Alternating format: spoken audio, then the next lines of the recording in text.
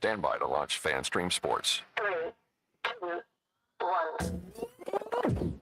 Let's start. Hello, sports fans. Welcome to FanStream Sports. Nothing but pure sports. This is the JP Show. JP, it's so good to hear you back on the air. Stand by now. Here's JP. Alrighty, welcome into a Tuesday edition of the JP Peterson Show. So glad to have you with us on YouTube, Facebook, Twitter, FanStreamSports.com. We are your independent sports voice of Tampa Bay, and we love you guys so much for joining us. And already in the comments, sorry we're late. It's all Tim's fault. He doesn't work enough. Always. Oh. Yeah, he's just a lazy son of a bitch. Clearly. Yeah, that's the that's the problem. Heard that before.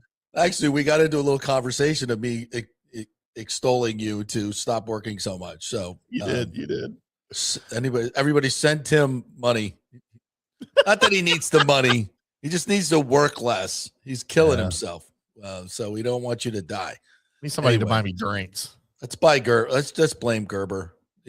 Come on. Let's hire some Gerber's people. Let's fault. go. Gerber's fault. Lots to get to this morning.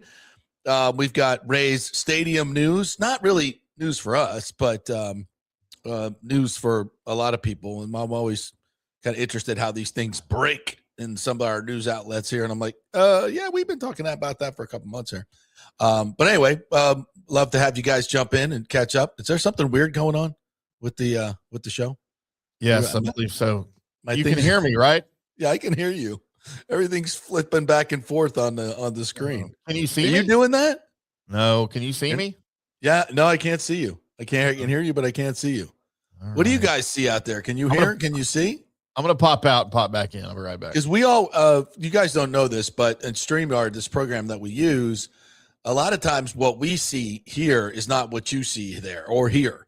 So our audience, so we kind of rely on you guys, and sometimes it'll depend on where you're watching. If you're watching it on YouTube or you're watching it somewhere else, you'll get a different feed. Sorcery.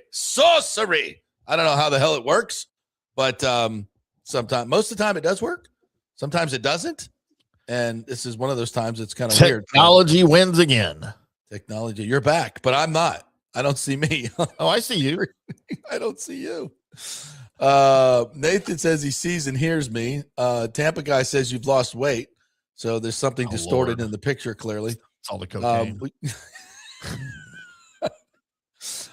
Somebody says, Tom Casper says Mint Mobile. No, we've got the highest internet speeds you could possibly get, folks. Dude, I have 2 gig here in my studio. All right. Should I pop out and come back in? I see you fine. I have any issue with you. I don't see me up in the show. Do you guys see me? It's best we don't see Tim, says Sergio. That's true, Sergio. I agree with you. Oh, God. Tim popped in, then he's gone. JS says that StreamYard's been effed for months. Yeah, that's true. Yeah, it's so those that don't know, behind the scenes, StreamYard got bought out by another company. Oh, did they? I did not know that. And they're effing it all up. Yeah, I've been having technology issues with it ever since. Okay. All right. Well, I'm going to jump out and come back in because I can't see myself, but everybody else sees me. So maybe I don't care. You can see me. Yeah. So I'm looking at a stream right now on the TV. Right. And I see you and I don't see me. So that's what everybody else is saying. Holy shit. Really? All right. All right. Let me jump out and I'll come back in. Regale the folks of your wonderful all right. Yeah. Last night. All right, no, I will. I'll be right back. Stand by. But might make it worse. Who knows? Yeah, you probably will because nobody can see me. All right. So boys and girls, Jay, we're obviously dealing with technical issues here. I thought AOL online dial-up was pretty good, but apparently it's failing me right now. Nathan Elliott. By the way, I still have an AOL email. Is that bad? I still use an AOL email as my primary personal email. Is that a thing? No, I brought JP back. I'm back. I can see me and I can see you. Okay, now I can see you on the screen, and you can see me too. All right, you guys can see everybody. Yeah, I disappeared for a second, Bantry. So, all right, let's just continue on the TV. we'll continue on like all good now. All right, thank you guys. We appreciate that. We did that together. You know, and it does take a village sometimes. See, look, here's what I see on my end up here. See, I've got us up there, JP. Fab. Looks fab. So I can see what the people are seeing. All right, we're good to go then. All right, all this shenanigans is over. And my other computer and now it all went out again. The F is going on? Did you do that? I did nothing. I don't know what's happening. Let's just pretend everything's fine and do a freaking show. I think somebody hacked in and is just like effing with us. Is that it? So, because I see two both again. Okay, I see two of yours. All right, this is ridiculous. All right, let's just get to it. All right, Lightning last night get another big win, 5-1 over the Flyers, and unfortunately, Brayden Point goes down with a knee injury, and it did not look good, folks. It did not look good. It looked like one of those kind of MCL, maybe even ACL, where you've seen it many times where someone falls on the knee from the side, and it immediately Pointer grabbed his knee. Yeah. It did not look good. He could not skate off the ice, could not put any weight on it. Really, really bad. So we don't know. He's going to go to Pittsburgh with the team. They play tonight in Pittsburgh to tie the franchise record for 11 straight wins. How about that? That would be really cool.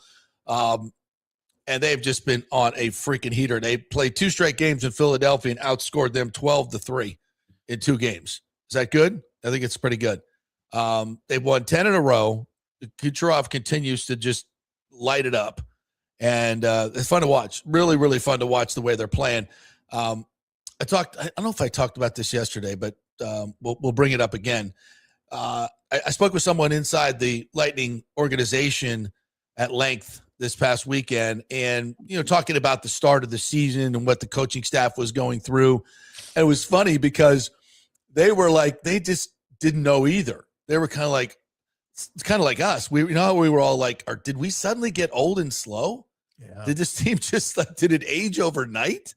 And it's funny, they even think that the coaching staff was kind of thinking the same, and they're looking for, I don't think they thought about that very seriously, but you never know. It's like, what the hell is going on here? And of course, they're getting a lot of bad bounces, and things were not going their way, and that happens in hockey. And then it flips around, and you win 10 in a row, and you get some of the bounces like they did last night and have throughout this, but they're just playing really, really good hockey. And you know what it came down to, especially when they started getting injuries to Hedman and McDonough and Chernak, is a lot of these young kids came up, and the message was just, let's keep it simple. Let's keep it simple, take all the risk out of our game, and kind of see what happens. Because with so much offensive talent, and especially with someone as magical as Kucherov on the ice, if you don't give away goals, you got a pretty good chance to win. And I know everyone wants to find, this incredibly complicated solution and tactical X's and O's and things that went on and how they changed things around, and magically now they're kicking ass. Sometimes it's just as simple as, hey guys, let's just keep it simple. And you don't try to trick stuff up and come up with different combinations that are going to, we're suddenly down a bunch of guys. We got to panic and we got to change everything. No, it was very much, let's stick with the system and play very simple hockey, keep it simple, counterattack when we can, and play good special teams, and we'll see what happens. And that's exactly what they've done. And these young kids have come up and been very simple about their approach, not taking a lot of risk, and allowing the offensive firepower in this team to take advantage of the situations when they get them. And that breeds a lot of success. And they're not giving up a lot of goals. They're getting tremendous goaltending from Vasilevsky and Johansson. Johansson was fantastic last night. He was really, really good. And you're giving Vasi a chance to rest. Johansson's played a lot this year, and he's really been good. And the guys in front of him have not allowed a lot of high danger situations. And when they do, the goalies have been there to back them up. And of course, the scoring is the scoring, and they're getting it from a lot of different places now. Holmberg got it started last night.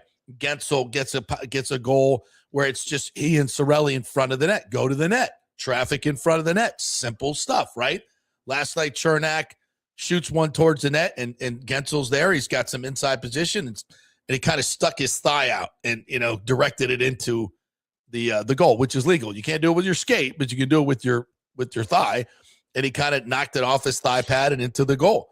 But that comes from what? Being in front of the net, getting that net front traffic. So simple stuff.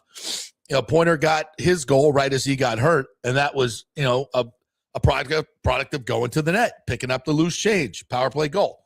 So they're just doing a lot of, they're doing the simple stuff and getting the dirty goals, and then of course you'll have 3 or 4 great opportunities a night, if not more, that are grade A chances because of Kucherov's magic and what he brings to the table. And it all equals a team that's just playing really, really good hockey right now, and it's fun to watch.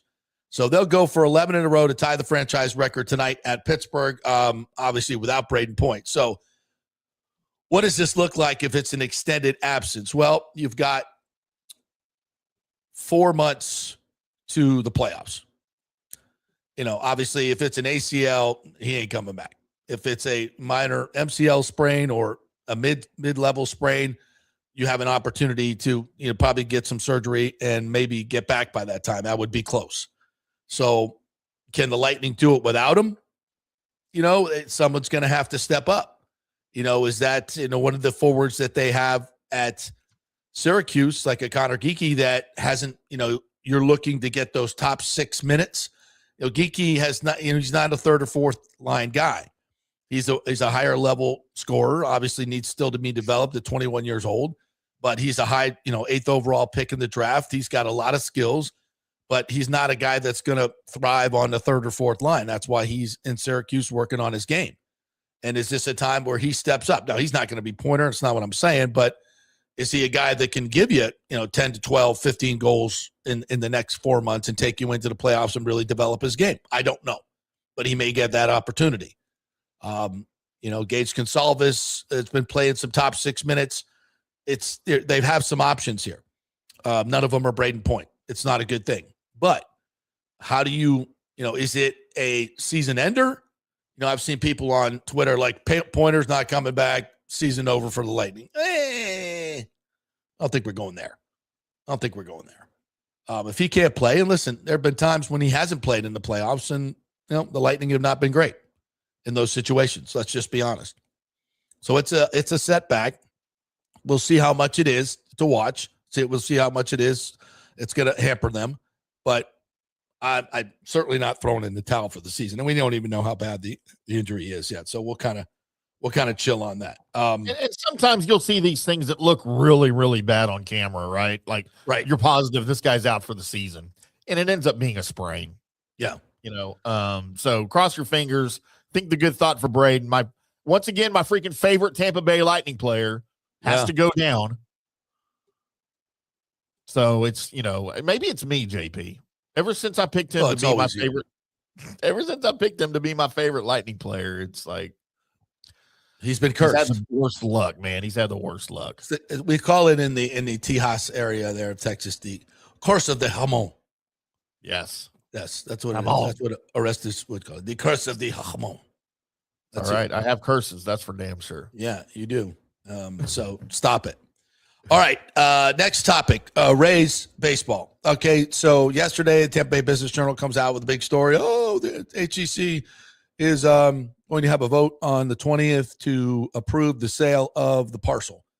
And we've been talking about this for probably a couple months now, and we reported last week that employees are being told that the parcel has been sold. So and obviously fire everybody. Last week, that's not happening. Last week, the Rays hired a former airport executive, Joe Palumbo, I believe his name is. And so, what does that tell you as a consultant? Watch his TV show in the 70s. That was it's fantastic. Yeah, fantastic. Trench coat was amazing. Yeah. So, did I love that show? Oh, I would watch that show all the time. Peter Falk. Columbo. Not Palumbo, but Columbo. Yeah, it was great. Yeah. Little mystery. Do you know that they never said what his first name was on the show? As we sidetrack here, they never did. They never revealed what his first name was on the show in the entire run of the show. And he never had a personal life either, right? He never had a love interest. Nope. He had like a secretary that like ran his maybe she was the love interest. I don't know. I know exactly how he feels. Yeah. Not gonna wasn't lie. chasing after 22-year-old girls. We I don't remember know that. We part. just never Well, saw that it. would have been a plot twist I would have enjoyed, to be frank. Back then, that was acceptable. The 70s. Again, off the rails. What the fuck were we talking about? The Rays. Oh, the Rays. So they hired an airport executive. So clearly that's, because there's an airport nearby and you'll have to deal with that. Oh, so this is the plot. Oh, well done, Hamm. This gives you all the money shots you need to see right here. Sorry for you guys not watching on the podcast. So we have an aerial shot of the Raymond James HCC area here. And you see Raymond James Stadium there in the middle. There you go, full screen. And so to the left of that, screen left, is HCC. And you'll see there's a cluster of buildings in the middle. The white roof building, I guess, is one of the new ones that they may keep. Most of it is parking lot. As you can see, there's a Steinbrenner Field up to the right, which is not part of the parcel, obviously.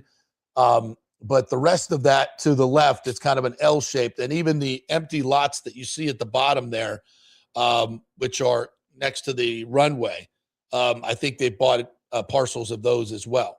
So there's going to be obviously issues with some height restrictions in some areas, but not where they're going to build the stadium, because clearly you have a stadium next door that is just as high, so you don't have issues there. So basically, this is as you can see, it's pretty shovel ready. It's not like it's congested area. It's a lot of parking lot, and I think that's one of the big keys to it. Now, obviously, there's Dale Mabry right there, and even though there's no major, you don't see any major highways right here. Obviously, a quarter mile to the south is 275. To the west is the airport, and then the Veterans Expressway there. All we know is this. We've been going to this site for 50 years now to watch football games and putting 65,000 people in there. Now, to be fair, baseball games is a more concentrated time of arrival. Obviously, with football games, a lot of people come to tailgate. It's on the weekends. It's a bigger time frame where people are coming in and out. Whereas on weekday games, you're going to have more of a congestion of traffic. It's a day-long event most times. Right. Yeah. So for baseball games, you're coming from work, blah, blah, blah. So it's a little different. Now, listen, if you're going to have a sports complex here, which clearly you are, I would think that you're going to add some type of mass transit here. And there's been talk of a rail line, a light rail going from downtown Tampa, kind of where the Bright line is going to come in, and out to the airport, which obviously would go right down, I would say, clearly near 275. And you might want to include, obviously, a stop for the sports complex. So that if there was some light rail traveling through South Tampa that would bring you to the sports complex, I think that's kind of a no-brainer. And I think that would be included in the long-term plan, which is great. That solves a lot of parking problems. I mean, if you can get on everybody, have access to those stops, that's going to really, really dramatically help. And then, coming from the west side as well, from the West Shore area, if you continue, the light rail down to that, I mean, God forbid we actually take it over the Howard Franklin Bridge and bring it into Pinellas County. Wow, what a great idea that would be. If we could possibly do that. But again, with a central location in Tampa, this brings in a lot of, obviously you can Uber to the game if you live in South Tampa. You don't necessarily have to park. You obviously extend trolley service, which I think would be another great idea. Buses, scooters. There's a lot of different ways you can get to this particular area. And there's a lot of plans in and around this area. Obviously, the quote bike lanes that they've been working on for a long time. So I think I wouldn't worry. I mean, there's always going to be traffic. You're going to a sporting event, folks. There's going to be traffic. There's going to be parking issues, but for Bucs games, that's not an issue. Look at all the parking there. And I see people saying, oh, my God, what about Bucs games, Rays game? Folks, come on now. We're big boys now. We had a little bit of that last year, and you changed the game times. You moved the game times around. It's not that hard. All right, you have the Bucs game during the day, Rays game moves to the night. Not a big deal. If you have overlaps, and there'll be very few overlaps, you can, obviously with scheduling, you can figure that out. This is done everywhere. Philly has a sports complex, Kansas City has a sports complex. A lot of different places have this. So let's not freak out. Oh, what about the Bucs game? First of all, there's only 10 of them a year, and we can figure out the scheduling. So let's not freak out about that. All in all, is it the perfect spot? Would I rather it been iconic down on the water? Yes. I'm not gonna lie to you. It would be a better in Ybor City where there's more, obviously parking may have been an issue, although it's not that far from Amalie Arena. It's more congested down there. That's an issue. So this is better for all that egress and, in and out. And I do think that they might do some infrastructure it's not that far from the interstate to add. If you're going to have a sports complex, why just do a little flyover down Dale Mabry there, or something down maybe Hines that will get you right into the sports complex area, a 3 or 4 lane flyover. That might be something, some infrastructure, since you have a sports complex now. It's not just for one thing. So I think it works on a logistic level so many ways. Let's not let perfect be the enemy of pretty damn good. I think and the fact that, we can get this done and we can create taxing districts in that particular area that are going to allow us to do this and pay as we go, which makes it more palatable politically to use public money. It's a Battery, Cobb County, Atlanta Braves model, which I think is fantastic. I'm ready to get it done. And this looks like it's shovel ready and ready to go, and they can get it done by 2029. I don't know what's not to like. We can nitpick. Well, what do you guys think? I think this is, let's get the effing thing done and have What's a the lease beautiful up at the drop 28. 28. But they can extend it if by chance this, they have delays or whatever, they just stay in the trop one more year. It's not a big deal. Well, I was thinking the opposite. There's no reason it takes you 3 years to build a freaking baseball stadium. Well, it ain't going to be done before 29. Should be. No, that's not going to. They can have that thing done in 14 months if they know what they're doing. How long did it take to build the one in Texas? We build freaking stadiums here in Dallas like they're Starbucks, all right? If it takes 3 years to build a freaking baseball stadium. Listen, I'm not going to push to 28. 29 will be fine. It will be fine. Let's not get crazy. You waited this long, right? Right. Let's get it done. Let's get it done right. And I don't think could there have been better spots? Sure. But we need to get it done. And, a beautiful translucent roof stadium right there. As you fly in, you'll see this sports complex would be pretty iconic, I think.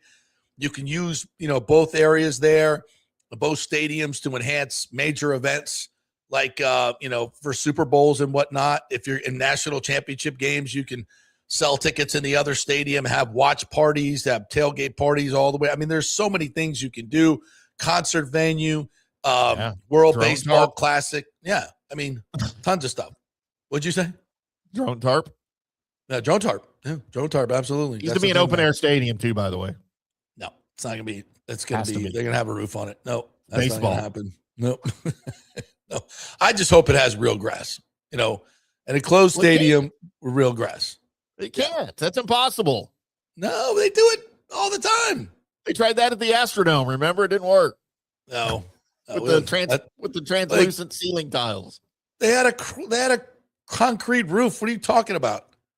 No, that was the plan when they built it. They first put natural grass in the Astrodome because it had translucent roof panels. It wasn't all concrete. Yeah, it was translucent. All of it except for the part over the diamond.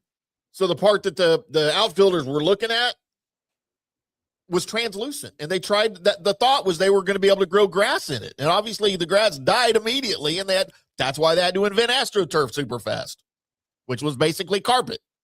But we can get it started. It started with grass.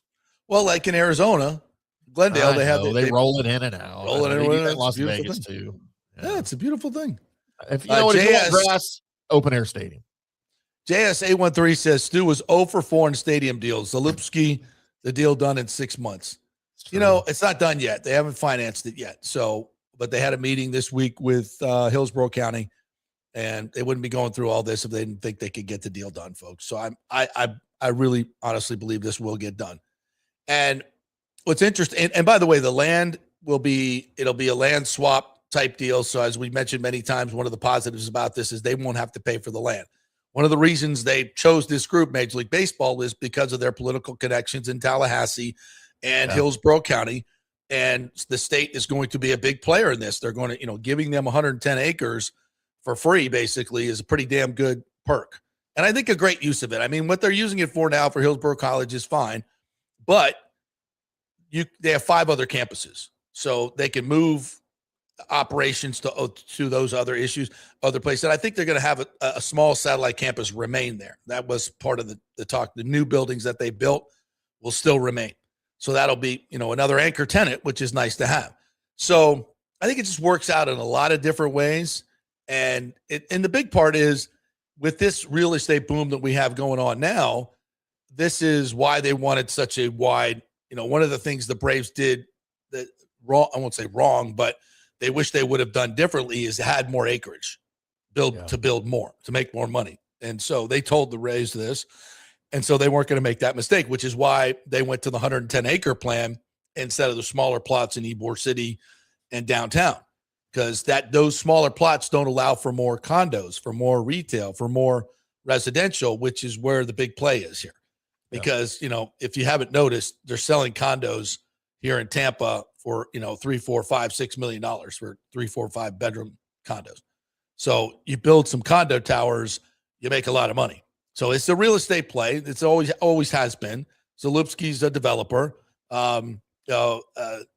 Cosgrove is a financer of developments in home mortgage. So home union mortgage. So look, it's all there. You have all the players and everything is there. Now we need responsible participation from the public, Hillsborough County, to step up and do whatever they're going to do. And again, this is not going to be a check written for property taxes. So it's going to be different. Yeah. Stu 0 for 4 in stadium deals. Because what? It's always been about Stu. Stu was always the problem. We've been telling you this. Over the course of like 20 years, right? How long did he own the team? 20 years, right? 20 years. Yeah. That's a horrible record. Yeah. Well, that's what happens when you don't want to pay for everything and you want everybody else to pay for it. They typically say, yeah, no. So when you have a group that wants to work with you in conjunction with you and be a partner, a public-private partnership, then that tends to work much better. As we've said for many, many years. It took way too long for us to get to this point, but we're here now. Incredible. Yeah. As Steven Soper said, Stu sucked. Now that his ass is gone, maybe we will win a World Series. Well, and that's the second part of this. When will the increased payroll come? And I think in the beginning, I wanted it, we were all hoping, they're going to come in and maybe, we were kind of given the idea that there'll be a small increase and it'll increase incrementally. And I think that's what you'll see. But, anybody who said, we're not going to have a $200 million payroll this year, though, that's the same as Stu. Think about this. They got a stadium deal to get done, right? Strike is looming, all right? Now they have to build a regional television network because FanDuel is gone. Mm-hmm. So now they're going to have to go out, and this is not rocket science, but they have to go out and do what the Lightning did. And there's a great opportunity here, by the way. Building a local, the Rays have, Jim Williams wrote a great article on this. I'm going to repost that on my socials today. He's been in this business. He built these regional sports networks from the 70s to the 80s and 90s. Nobody knows more about it than Jim Williams. And he's explaining how the Lightning did it. They have affiliates in Orlando, affiliates in Jacksonville, Tallahassee, Pensacola. All these areas belong to the Rays. They're, the Marlins have West Palm, Broward County, Dade County, Fort Myers. That's their area. The Rays have the rights to the rest of the state.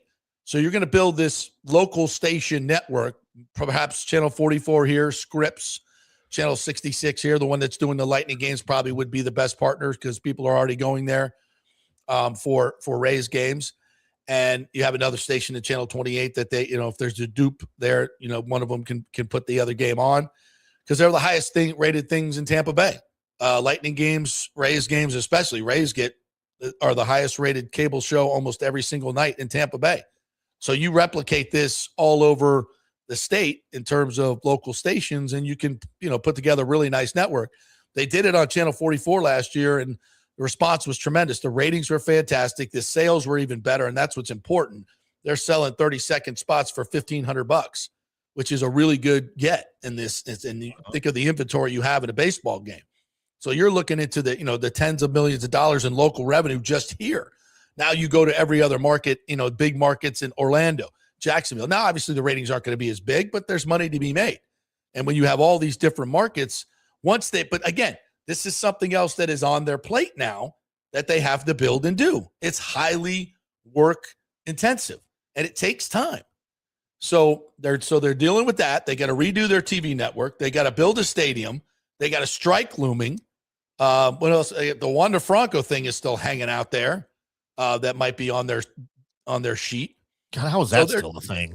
Yeah. So there's a lot. There's a lot going on here. So let's be patient, and it's going to take some time. In the meantime, just go spend another $10, $15 million on a power hitting outfielder, and I think you got a really good squad for this year that can compete.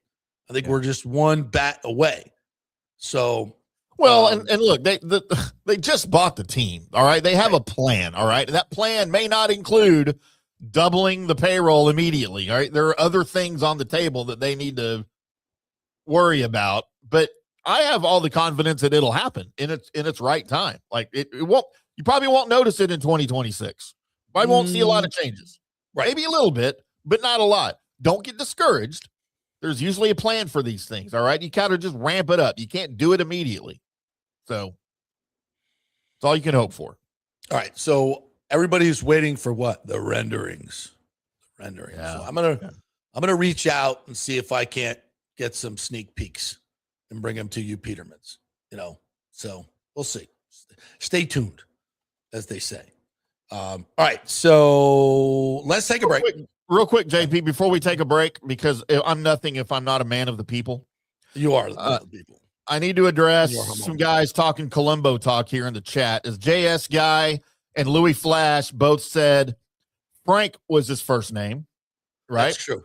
Yeah. And they are correct. Thomas Casper said it too, because here's the deal. There was one episode when he flashes his badge in his little wallet, right? And it's on camera, and those who are quick with a pause can see it says Frank Columbo on the badge and on the ID, right? That's the only time that ever happened. That's the only time we ever saw Frank. They never, ever, ever referred to him as Frank or Frank Columbo in the episodes. It was always Columbo or Lieutenant Columbo. So they are correct. I just wanted to clarify that and throw some props out there for those guys. And so for you, those of you who don't know, these were brilliantly executed hour-long murder mysteries. And Columbo would come in there, and he had this, he always wore his trench coat, and he had a cigar, and he's always unshaven. And he'd come on there, and did you see anything at this particular time? Did you? Okay, thank you. And then you start walking away, and one more thing. He'd come back. Oh, that was my favorite. Excuse me. There's just one more thing.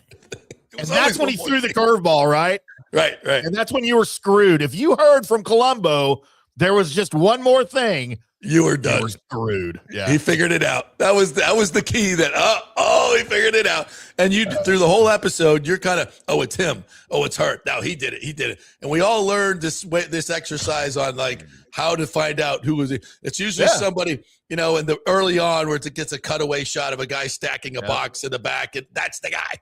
That's the guy. That's going to be the one. But you couldn't turn away, right? You had to figure out, you had to get to the end to see who done it. And we had, there were a whole bunch of these type of shows. Mannix was one. Columbo. Barnaby Jones. Who was the old lady? I never really got into that one. She did one of those. And talking about Murder, She Wrote? Yeah, Murder, She Wrote. Right. Who was the other one that lived in the old trailer down by on Malibu Beach? Rockford Files. Yeah, Rockford Files. Yeah, same. Yeah. This is Jim Rockford at the tone. Leave your name and number. I'll get back to you. Just tremendous shows. He started every episode with a funny voicemail on his answering machine. It was different every time. Right. So, these are on TV Land. There's a local station here that runs that. Who does TV Land? MOR TV, who I work for. Duh. So they have a separate, what's TV Land? They show all those old great 60s and 70s shows. That look him up. You'll like it. You'll like it. If you don't know what I'm talking about, I think you'll like him. How about all this right here? There he is. There he is. You know, I don't remember him that clean shaven, and he looks somewhat handsome in that. That's probably a publicity shot for the show. Yeah. So yeah. Yeah. But he was always a little disheveled and not, Yeah. it wasn't clean shaven. He looked like he probably smelled really bad to me all the time as a kid. Yeah, had dandruff all over his coat. Yeah. And what's funny is at the time I'm watching these as a kid in the 70s, he looked like he was so freaking old. Like the dude looked like he was just in his 80s to me at the time. He was like in his 40s, JP, when he made that show. Yes. Yeah. Well, he looks at 40s in there. Yeah. God, so crazy, man. Cannon was one. Yeah, William Conrad. Cannon. Kojak. Telly Savalas, who loves you, I baby. love me some Kojak. Who loves Mannix you, was baby? one of my favorites. You mentioned Mannix. Yeah. That was one of my Mannix, favorites. yeah, was a great one. Oh, yeah. Barnaby Jones. Good TV. And the, of course, Ironside. I still watch Ironside every day, JP. It comes on at 11 a.m. Raymond Burr. right after the show's over, and it's on my TV every morning. I get 2 episodes of Ironside back to back on my local channel 27. It's great. A wheelchair public prosecutor.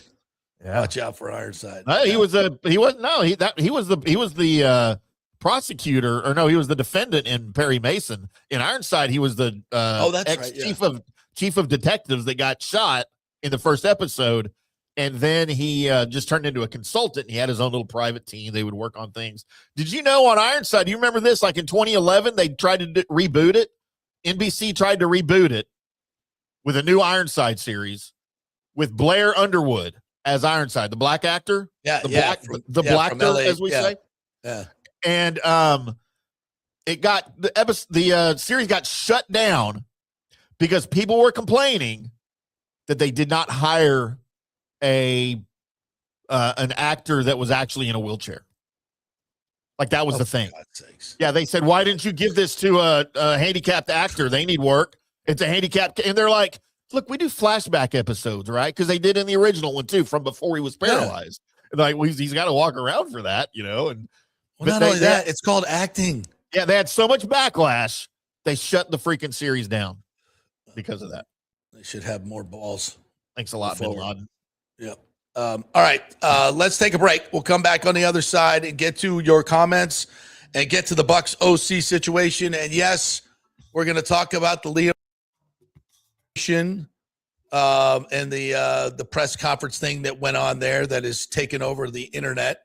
Makes me want to vomit. We're getting into that. Can't wait. Yeah, it's going to be fun. We have 2 stories today that make me want to vomit, JP. Oh, good. Well, there you go.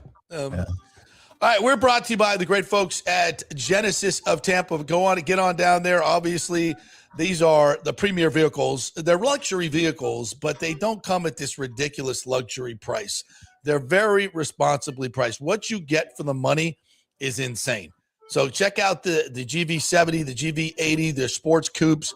They're absolutely beautiful. In fact, go down there and test drive them, and they'll 10x your entries into their gas card for a year giveaway that they're doing in January. You're going to get a great deal, 1,000 off the new cars, great financing deals. Everything is there. They're not going to pressure you into something you don't want. Very, very friendly and responsible group over there, Genesis of Tampa. So good to see them. They're 801 East Bears Avenue, just off of 275 in Bears there, and tell them JP sent you. All right, back in 3. Stay with us. Experience the art of driving at Genesis of Tampa, where luxury meets innovation and every detail is crafted for you. From the bold G70 to the refined GV80, Genesis delivers power, elegance, and technology years ahead of its time. Book service online, and our Genesis Experience advisors will pick you up and drop off your vehicle. If available, you can enjoy a courtesy car while yours gets a complimentary interior vacuum plus a generous offer for your trade. Every new Genesis comes with the Miracle Advantage Plan, 10 years or 250,000 miles of powertrain warranty and 4 years of complimentary maintenance. Visit us at 801 East Bears Avenue or online at genesisoftampa.com. Genesis of Tampa, luxury redefined. Italiano Insurance would like to congratulate the Bucs on their 50th anniversary season. And you know what? We've been here for every season and then some, over 60 years in business. We've seen some smart coaches with great game plans, but if you don't have flood insurance or business insurance, that's a terrible game plan. That could ruin you financially. You don't want to take that L. So call 813-877-7799 and let their friendly agents quarterback your insurance and save you big money. Italiano also sponsors our FSU report every week, so go Noles. 813-877-7799 or go to italianoinsurance.com. Sports fans, it's time to gear up. Head to fanstreamsports.com and check out our brand new merchandise store. We're talking bold t-shirts, 3/4 zips, hoodies, hats, mugs, and more. Everything you need to rep your favorite shows and your favorite crew. Whether you're rolling with the JP Peterson Show in Tampa Bay, From the Rough in Dallas, the Timm Show featuring Clay Hall, or the Jeff Thidoff Show in Ohio, or any of our Fanstream Sports original programming, we've got the perfect look for game day and every day. So don't wait. fanstreamsports.com. Click merch and grab your gear now. Wear the stream, live the stream, fanstreamsports.com. JP here for Riveters, the official sports bar and grill of the JP Peterson Show. We're located just south of Ray J and Steinbrenner Field, so it's a great pre- and post-game spot, and the happy hour is amazing. Monday through Friday, 3 to 7. Check out these specials. $3 Bud Light drafts, $4 domestic bottles, $5 wells, $6 premium wells, $6 cocktails like margaritas. It's unheard of. And the Riveters food is freshly made daily. No freezers. Happy hour food specials include $3.50 tacos and barbecue sliders. $6 you get edamame or chips with the beer cheese, which is amazing. $8 buffalo chicken dip, my favorite. The truffle fries, chili cheese fries, also $8 at happy hour. As well as other specials throughout the week, including Taco Tuesdays, you get $3 tacos, and Wing Wednesdays, 7 o'clock to 1 a.m. in the morning, you get our amazing wings, 5 for $5 and $5 wells and wines. That's a good Wednesday night. So if you're tired of the preppy, overpriced generic sports bars, come see the amazing, friendly bartenders and staff at Riveters, where customer service really matters. Riveters, just south of where the Rays and Bucs play. We'll see you there. Hey, kick off the new year by impressing her with a real diamond, a natural diamond, from Golden Diamond Source. Don't start with a fake diamond, guys. That's a really, really bad idea. And if you're ready to pop the question, find the perfect engagement ring at the Golden Diamond Source, just like I did, just like Nick did. It is the best selection, the best staff, the best everything. And discover the new Emily collection by Emily Johnson Weintraub, a sleek and modern jewelry line that makes everyday gifts absolutely extraordinary. And by the way, gold prices have never been higher, so turn that old unused gold into cash or a stunning new piece. Just take it on down to the Golden Diamond Source and trade it in. Lots to get done at the Golden Diamond Source this new year. Start with an engagement ring from the greatest, the Golden Diamond Source. 3800 Alberton Road, always online at the Golden Diamond Source. It's a love you give only at Golden Diamond Source. Let's go. Right now, back to the show on FanStream Sports. All right, welcome back to the JP Peterson Show, brought to you by the great folks at Riveters. Had a big crowd last night for the wild card game. Wow. Hello, Houston Texans. How about that? You lost to the Bucs. Wow. How the hell we beat them? Yeah, Riveters was packed last night for that game. So head on out and watch some Lightning tonight. That's where you watch the Lightning game as they take on the Pittsburgh Penguins and go for their 11th straight win, which will be a franchise-tying record. And, of course, get there early. 3 to 7 is the best happy hour in all of Tampa Bay. $3 domestics, $5 wells, $8 chicken. Oh, the chicken dip is so good. The buffalo chicken dip. Buffalo chicken dip, yeah. Elevating thinking about that right now. Oh, fantastic. And the chicken wings are better. I think I'm going to have to go there for lunch today. I'm going to go get some chicken wings at Riveters today. So come see me after we'll have lunch together. Come on down. We'll do it. Riveters Tampa, just north of 275 on Dale Mabry, just south of where the new Rays Stadium is going to be. How about that? And a new location coming in St. Pete, downtown St. Pete, and we had a request from our folks in Fishhawk. They want a Riveters in Fishhawk. So we'll have to talk to Joey Rosati and all the people over there, See if they want to build out there. Maybe that's their next spot. How about one here in North Dallas? That would be amazing. Maybe they should. Absolutely. All right.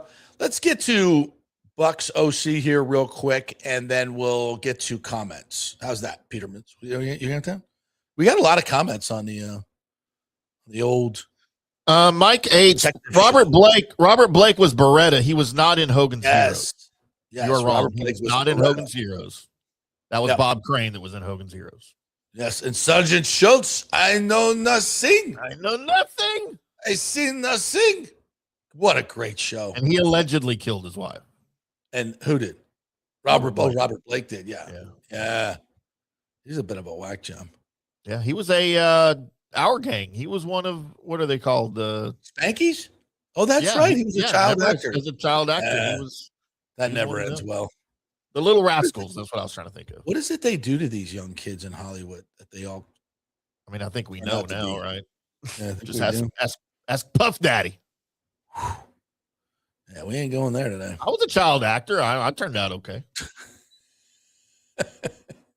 Were you? That wouldn't surprise me. I was a child model. I wasn't really a child actor. Oh. Ever tell you that?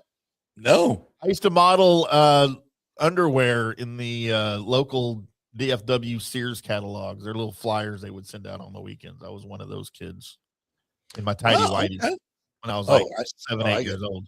Do you have any pictures of them? Probably. Not that I want to see you as a young boy in underwear. No, I mean, I have more recent pictures of me in my underwear. No. Immediately regretting that as it came out of my mouth. Meets McGee with a super chat for $5. Hey, let's go. Said, I got a feeling Todd wants Zach Robinson as OC to save his job. Fear of Monken becoming a replacement is a reason. Plus, Zach is a closer version to Liam. Yeah, if you like Liam Cohen, Zach Robinson's as close to a Liam Cohen clone as you could want. I wouldn't have a problem with Zach Robinson. Well, also Bowles wants him because he doesn't want to go him going anywhere else in the division and kicking his ass like he's been doing for a couple of years. I mean, yeah, that's true.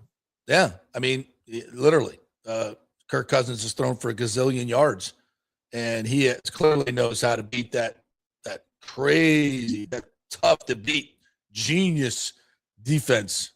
Which, by the way, had a conversation earlier this week, and I've been trying to figure out how to play this on the show with a player that will remain anonymous, and a lot of information on what's going on with the Bucs defense. And just to say that it's everything we've talked about and more.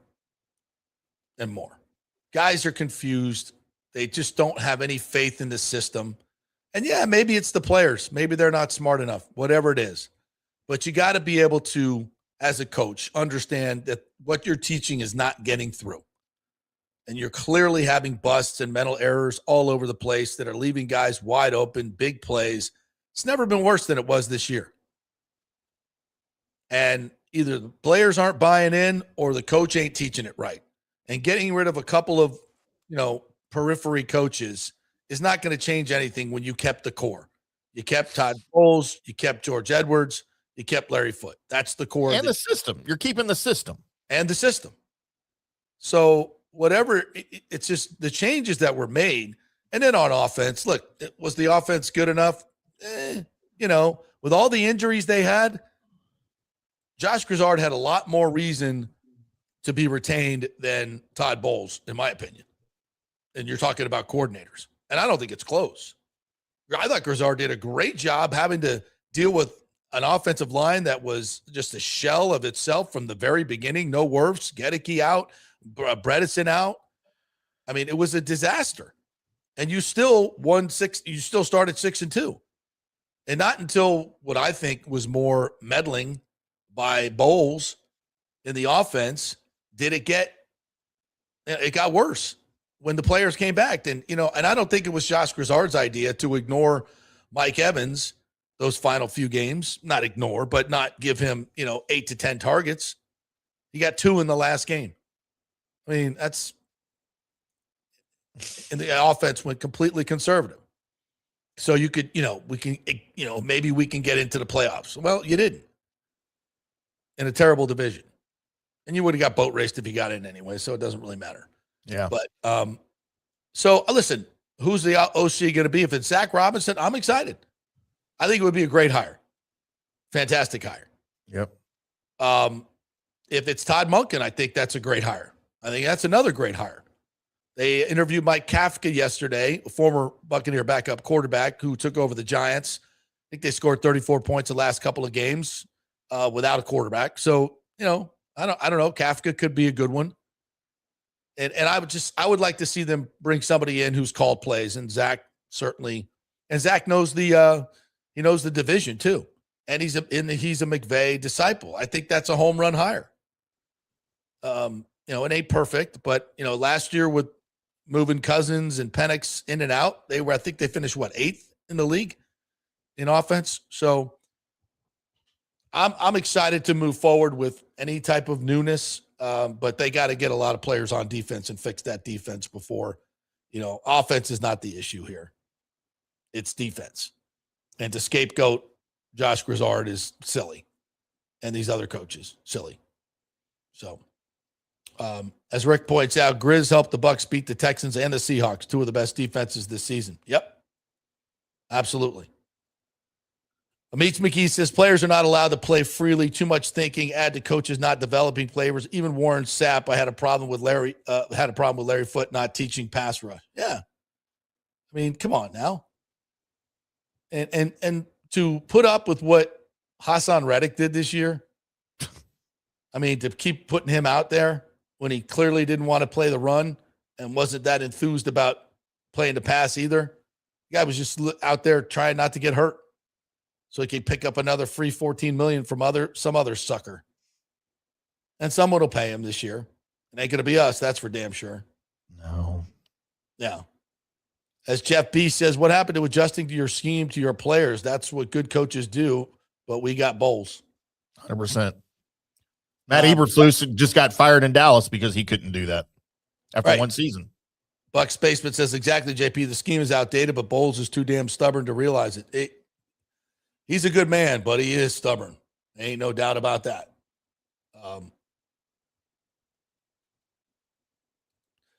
Bantry says, name one pass rush move that Foote has taught. If he did, I never saw it. No, these guys aren't coming in with exotic. I mean, have you seen Yaya go to the spin move? Have you seen Braswell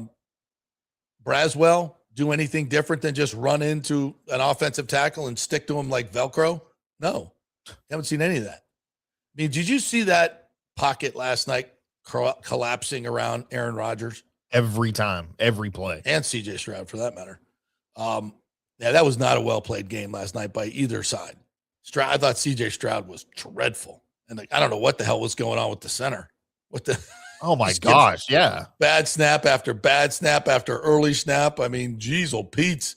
And then Stroud trying to make plays in a phone booth when it's just the Pittsburgh rush is crushing around him. Like, hold on to the damn ball.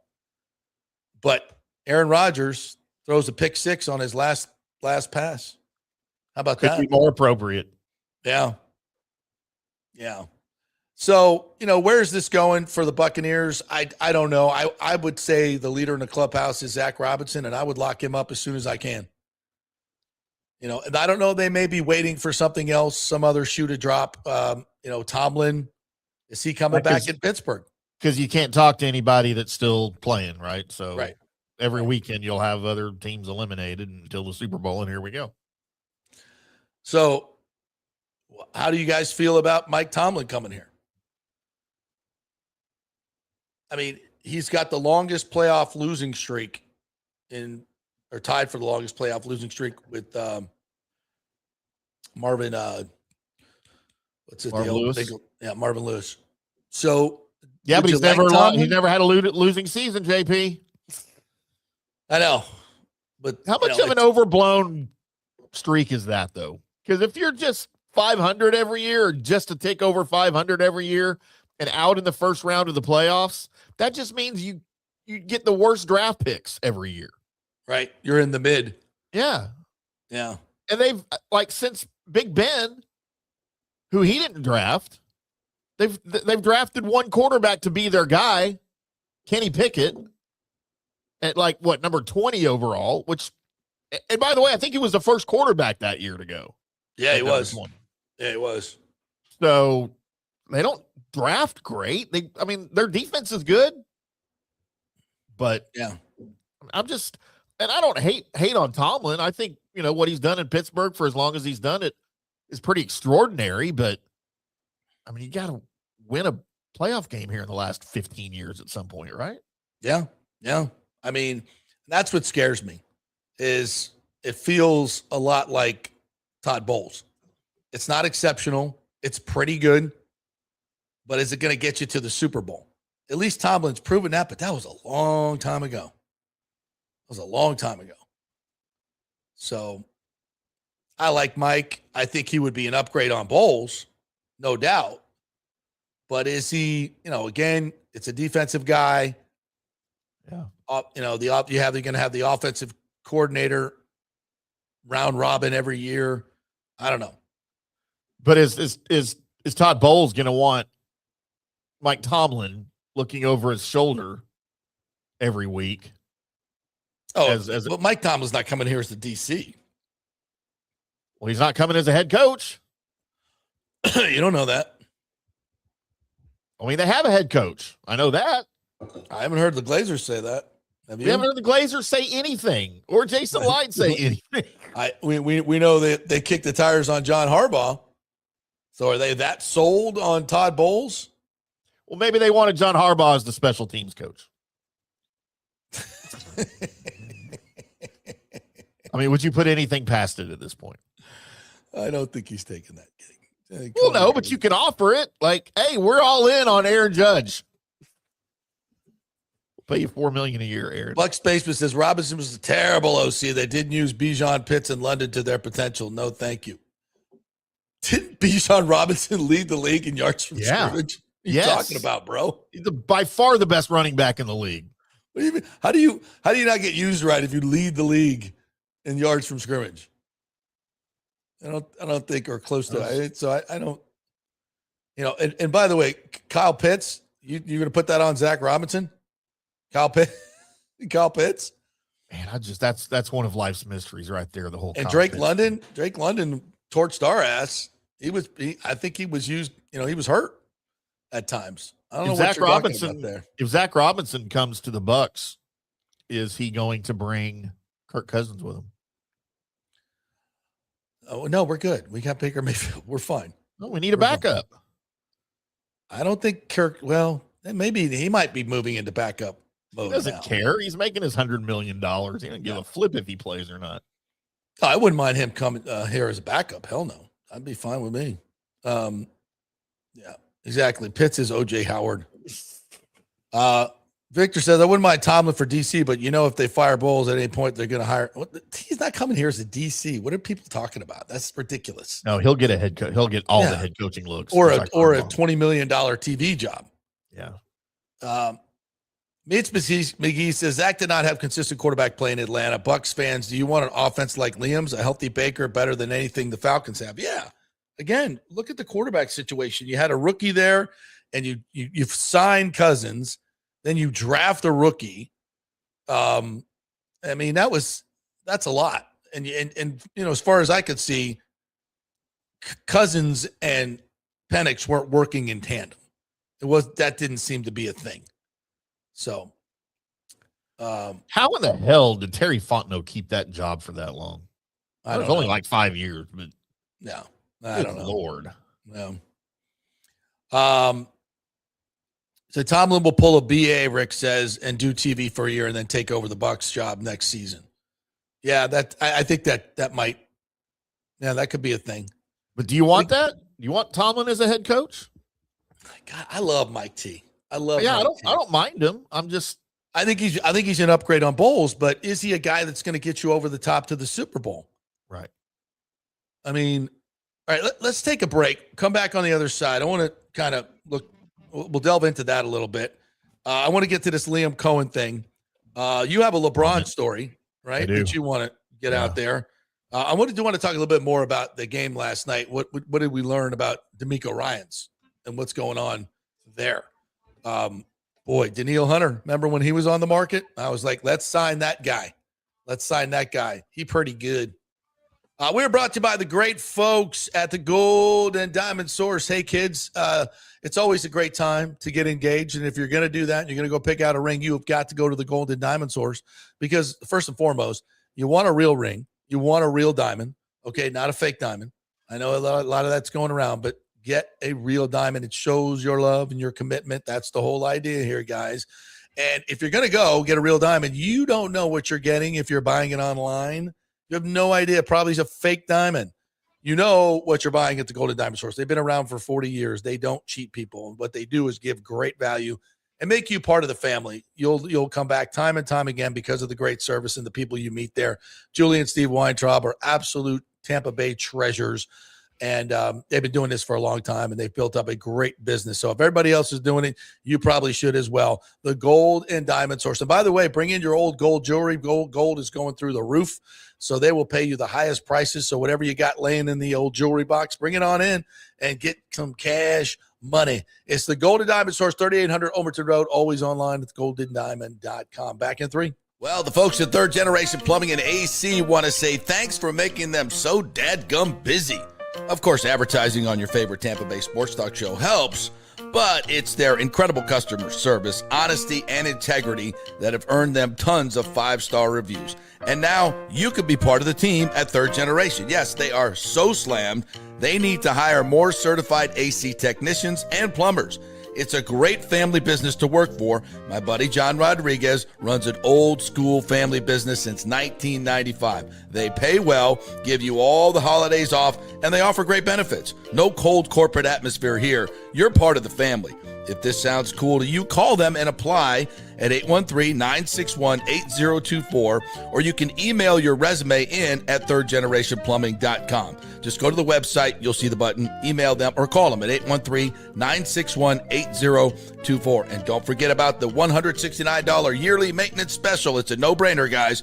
thirdgenerationplumbing.com, and they also do AC. Ciao, Paolo Tini here, owner of Caffè Paradiso, voted number 3 People's Choice Award on Open Table. I want to thank all our loyal family of customers that have been enjoying our great traditional Italian dishes we make from scratch every day. It's a great family story we're proud of. Our family moved from Rimini, Italy in 1984. My dad, Caesar, started Donatello, and that's where I got the start in the restaurant business. I started Caffè Paradiso on South McDill in 1995, and we've been there ever since. From our traditional ossobuco, a veal slow roast for 4 hours, to our daily fresh catch, the Gruppo Paradiso, with a piccata sauce and lobster claw meat, homemade pasta like lasagna, farfalle salchicha, which is a bow tie pasta homemade with fresh sausage. Hold on a minute, JP's favorite. I love it. So come and have a glass of wine with me on South McDill. Get a reservation on Open Table and see all our 5-star reviews. Ciao, see you soon at Paradiso. Welcome to Kingmakers, home of the JP Peterson Show studio and Tampa's premier business networking and social club for members only. By day, it's an exclusive, vibrant co-working space with a stylish conference room,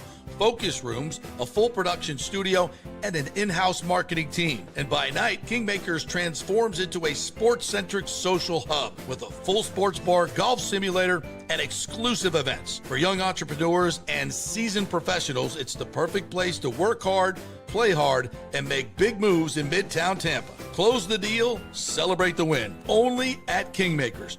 Become a member today at kingmakerstampa.com. Your business, your club.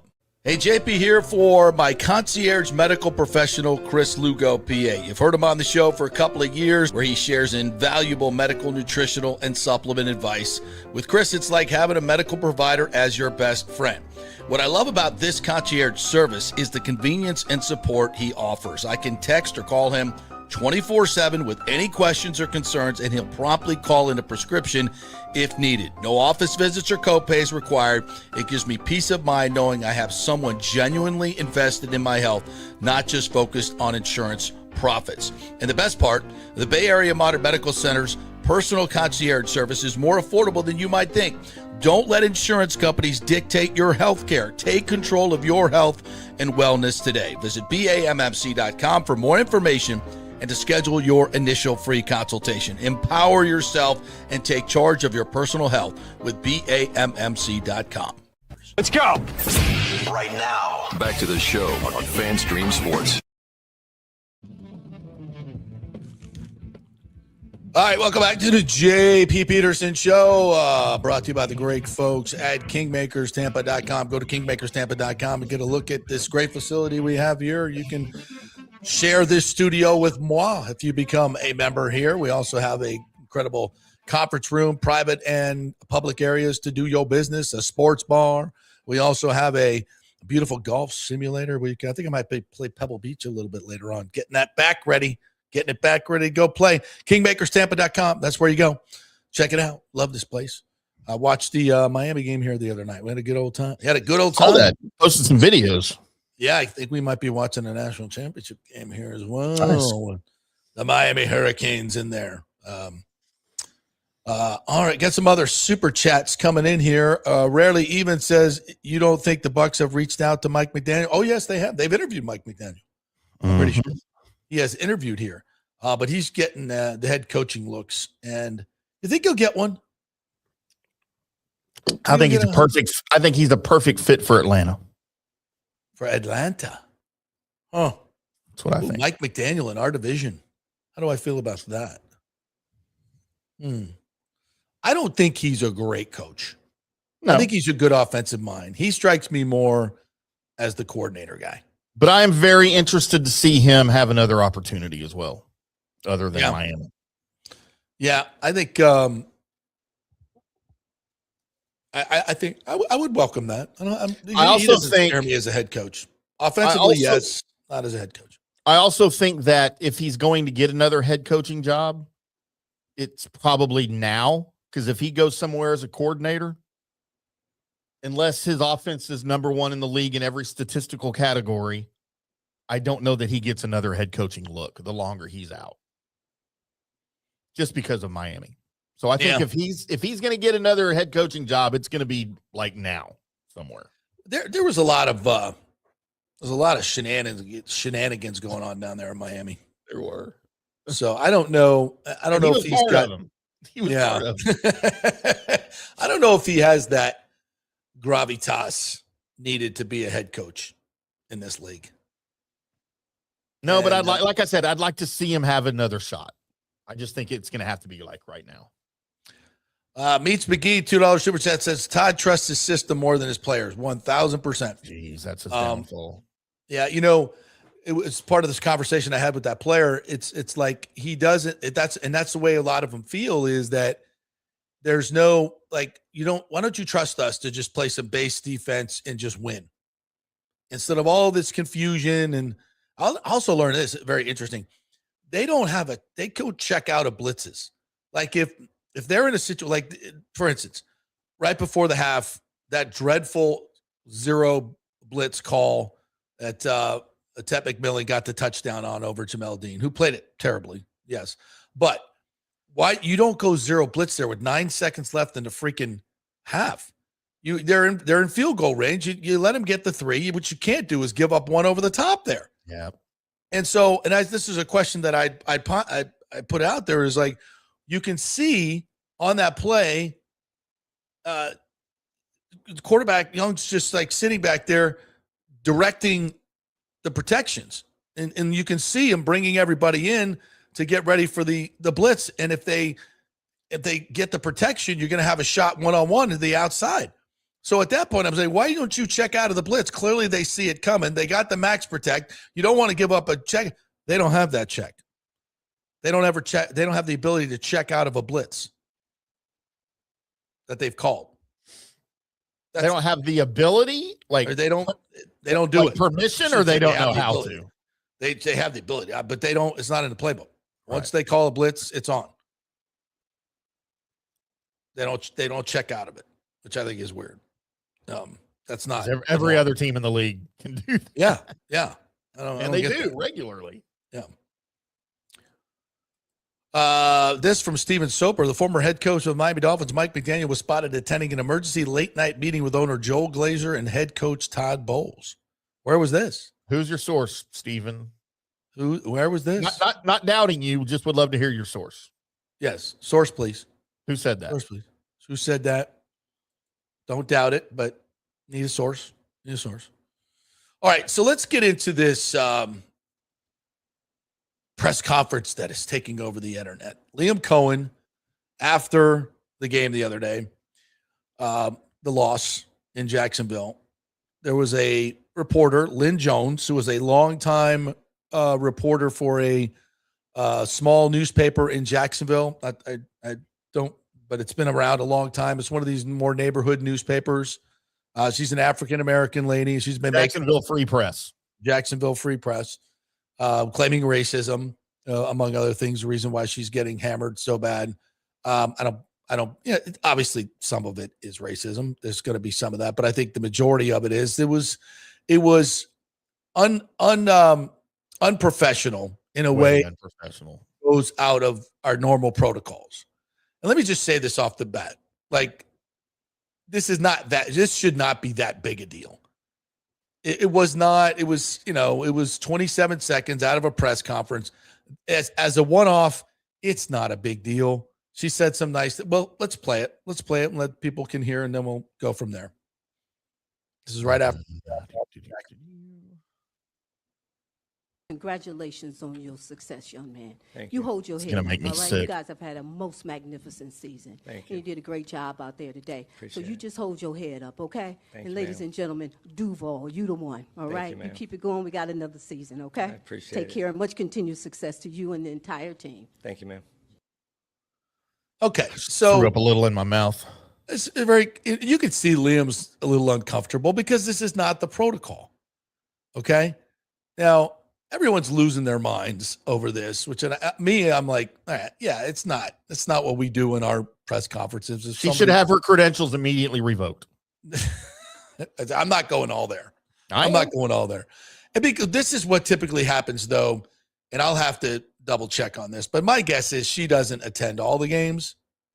She doesn't, and typically what will happen with playoffs and stuff when these one-offs is news people will get involved, not regular sports people who don't know the protocols of sports, of the press conferences. And again, these aren't nuclear protocols. Okay. If somebody violates it, it's not the end of the world. It's not this big a deal, at least in my mind. You may have a different take on this, Timmy. But that being said, this is not what we do in the press conferences right after the game. It's not protocol. This to me is something you should save for a call-in show, a coach's call-in show, social media. It's highly frowned upon. It's not just not part of the regular way you do things. It's highly frowned upon. Yes, absolutely. And this is not the time or place for things like that. That is, you want to go up to Liam after, catch him in the hallway, do these things. That's how we do it. That is our protocol. Is it the end of our world that somebody broke the protocol? No. But the point is, it is a slippery slope. And typically when these news people come in from the outside that aren't used to the protocol, it's not just this woman. They will ask questions like last year, we had some woman ask, or 2 years ago, when the Bucs were going up to Detroit, about the effects of the weather at Ford Field. And it kind of blew up the internet as well. And it was, once again, someone that isn't used to covering NFL football. And they allow these folks to come into the press conference because now it has become a news item. It's not just sports anymore. It's the first time that Jacksonville's in the playoffs in 10 years. So you're going to get this influx of people who don't know the protocol. And then there's another thing that has kind of creeped into this, Timmy, and that's the fact that all these press conferences are now streamed live. Mm-hmm. So, people want to get their name out there. They want to get their name out there. They want to be on the mic and they want to ask a question. Well, especially after a playoff game. I mean, It's national sports news. It's not just a week 5 loss, right? Right. And it's and to her credit, nobody's ever heard of the Jacksonville Free Press, right? She just blew up her brand. Maybe that was her plan. I don't know. I doubt it. I think she was just trying to be kind and say something nice like a fan would do. It's not the time for fanning. It's not what we do. And if my point is, if you guys want, this is what you want from your press conferences, you want anybody, they will let anybody who's not a normal follower of the team, a beat reporter, which is fine for people to come in. But whenever assimilate to the protocol. I'm not going to sit here and go out and talk about something I saw at a fashion press conference that went on, or a business press conference. I have no idea what the protocols there are. And if I went into such a area, I wouldn't be asking questions. Or if I did, I would talk to some of the other reporters who have covered this before and say, hey, what about this? Can I ask something like this? I would find out what the protocols are and assimilate to them. This is with anything in life. You should, now you're doing it to rock the boat? Well, okay, then that's a whole nother conversation. Are you doing it to extend your brand? We don't need that. This is not a place for you to extend your brand. And there's a lot of pushback on this by, self-righteous reporters who think they're more important than you. I ain't defending that, because you're right. You're 100% right. There's a ton of people in that room that have way more self-importance than they should, quite frankly. And I'm sure people would accuse me of that at times. I don't feel that way. I don't have a huge deal with this. But I'm also recognizing I've been doing this for 40 years, and we can't have a ton of people coming in that want to fanboy over the coaches and taking up the time to do so. And people say, oh, it's only 27 seconds. Yeah, as a one-off, it's no big deal. But is this the way you want it? Is this the way we're going to go forward? You want to just let in all the news people and they can fanboy over Todd Bowles? You got to let everybody do it. Right. You want everybody to come in and fanboy over Todd Bowles and hear what a great job that she thinks they're doing or he thinks they're doing, and no serious questions? Is that what you want? Because that's what you're supporting, all you people that are, she's just being kind and nice. Why can't we have 27 seconds like Pat McAfee was doing?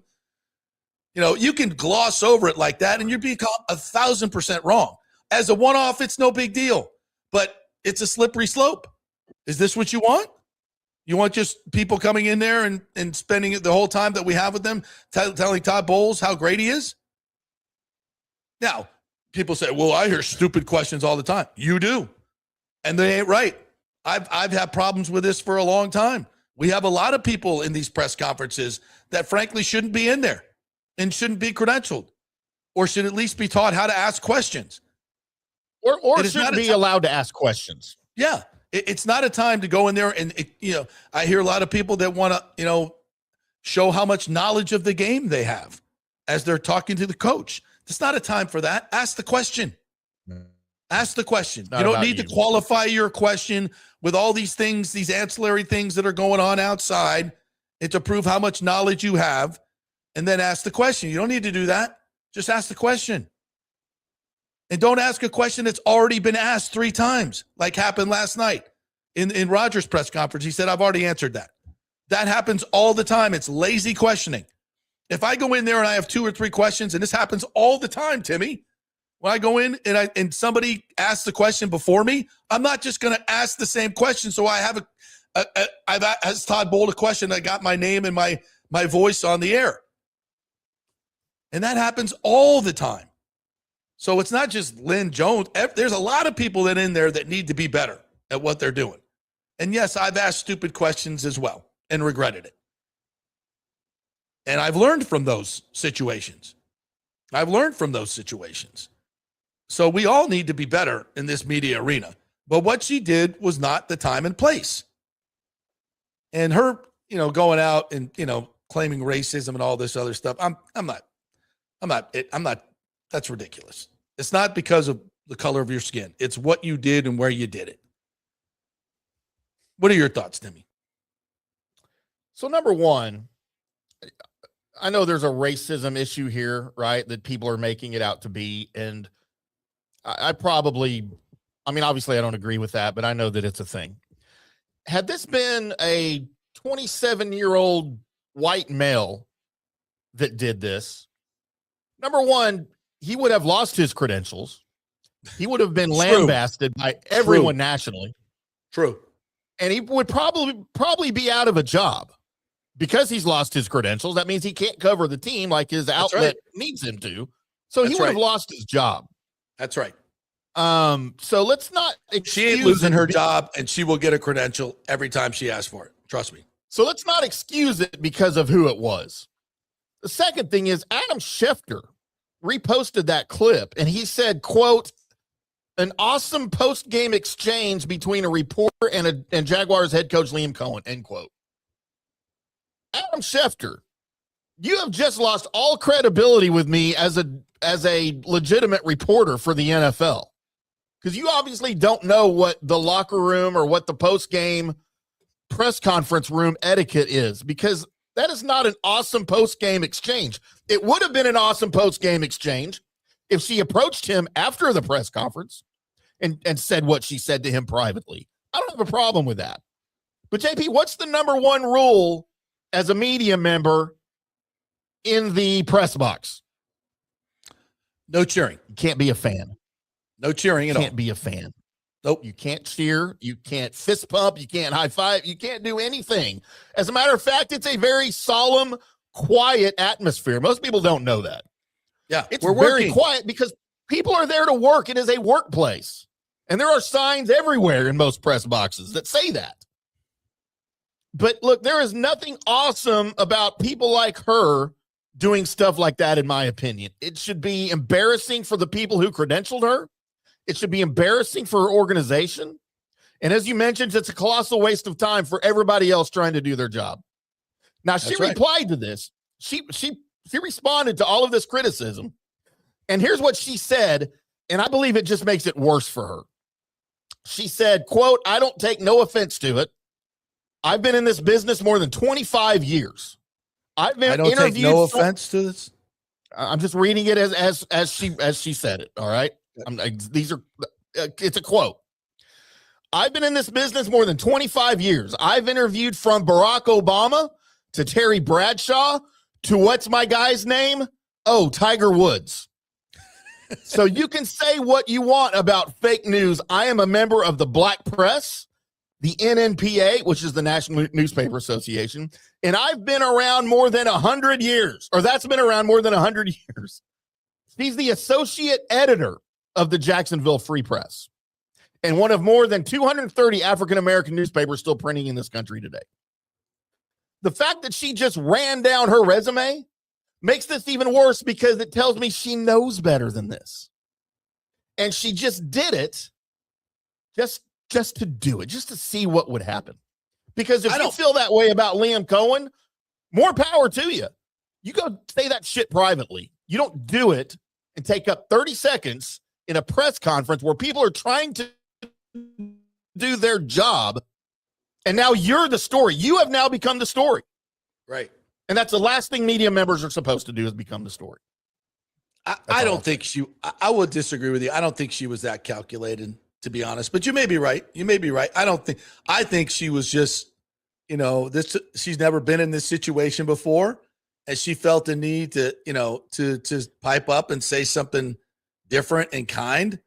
And again, it ain't the end of the world, but right. As we go forward, you let her do it. Now you got to let everybody else do it. Exactly. That's the point. And, people, well, you people ask stupid questions anyway. That's true. But at least we're following the stupid protocol. At least they're about the game, right? Like, I get it. They're dumb. Most of the time.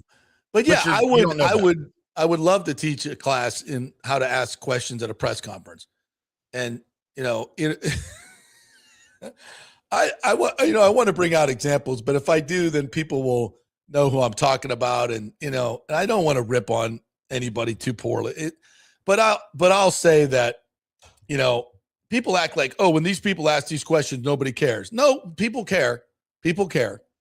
And we talk about it.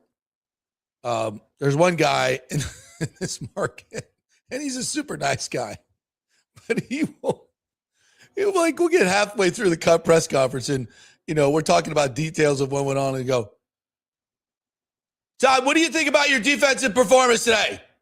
Like, really loud, and the most basic question is like, he's just talked about the defense for like 3-4 minutes. Like, what specifically do you want to know?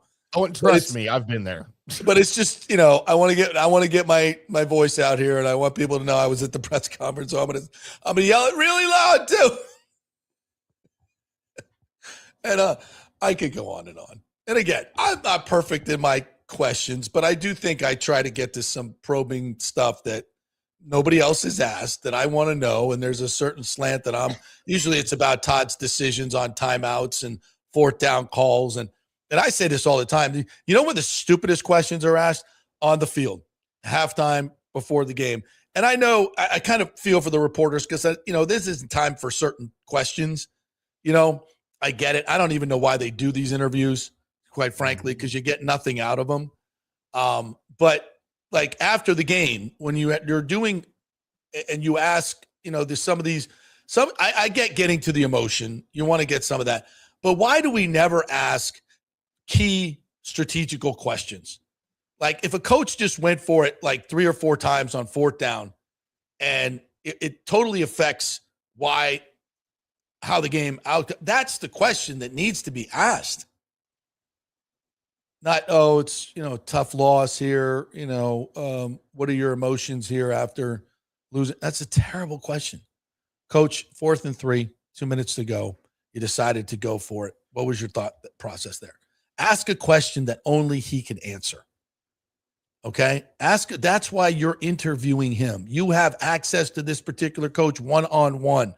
And if he gives you a bullshit answer, you have the opportunity to follow up because you're there one-on-one because you work for NBC Sports, CBS Sports, whatever. Get to the bottom of it and do it respectfully. Coach, you also decided not to play X player in the final 2 minutes. What was behind that thinking? What happened? He can say, listen, that's between me and him. Fine. But you asked the question. And those are the questions that need to be asked, not some of this gobbledygook that we get all the time. So I understand a lot of this is pushback from fans that are like, you ask stupid questions anyway. And two things can be true. We ask a lot of, I don't say we, a lot of media members ask a lot of stupid questions and do it in certain ways that shouldn't be done. And that is absolutely true.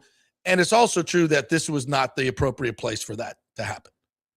And her reaction to it makes it 10 times worse, to your point, Tim. It's abysmal. Yeah. Yeah. But I've had people come at me, and I just want you to understand, I'm not going to, I'm not going to support all of my media members blindly and say we all do such a great job and this woman should never have a credential. I'm not going to say that. I would ask her, listen, if you're going to have a credential, could you please go by the protocol that we have developed in press conferences, which is we don't cheer.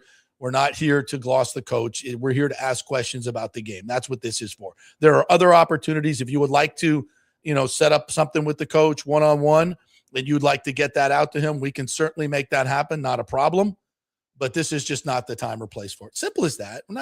I'm not here to rip the woman's credential and make her the worst person in the world. That's not.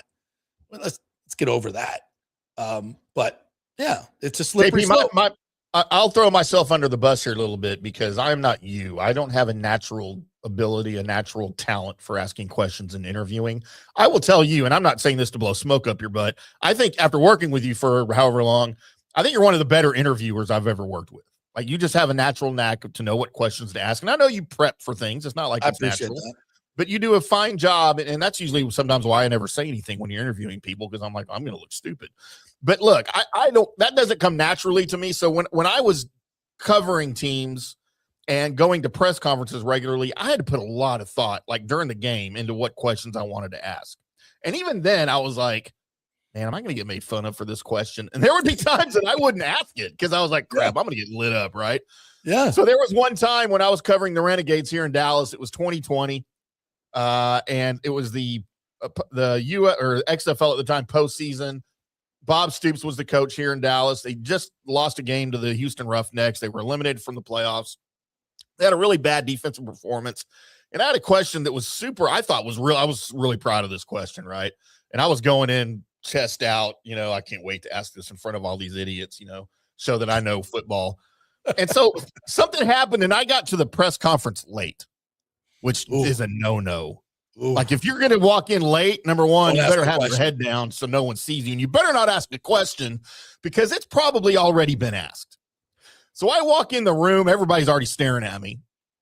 And Stoops is up there at the table. And somewhere there is video of this. I will find the video of this because it is freaking hysterical.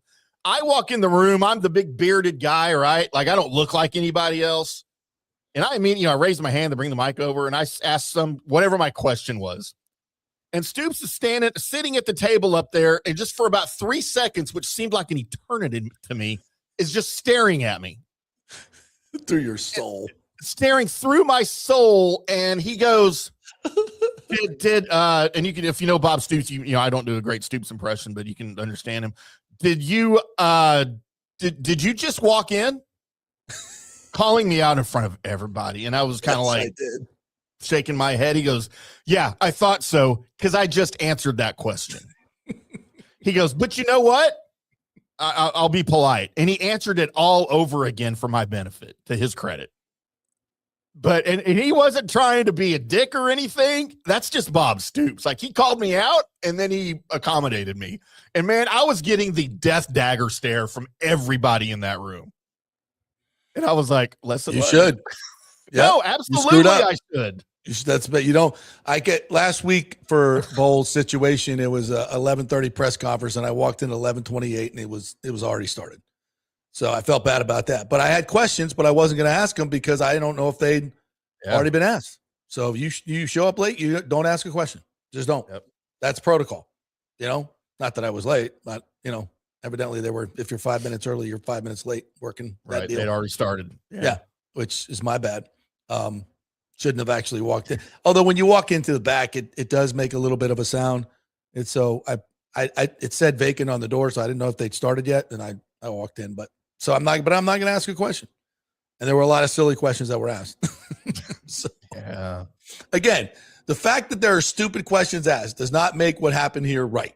No. Okay.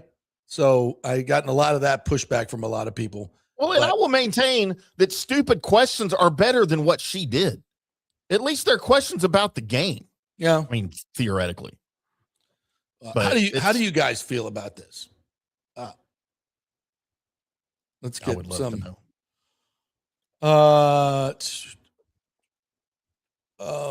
We're going to turn this into a Jenna Lane thing. Is that what's going on?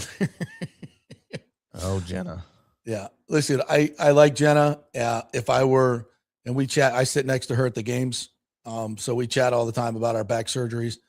But I would, even Todd said, Jenna, you're an over-asker. And she does. Her questions are abnormally long. And if I were going to, if she ever asked my advice, I would say, listen, we know you know football. You've been doing this a long time. You don't have to prove it over and over again when you ask your questions. We know you know football.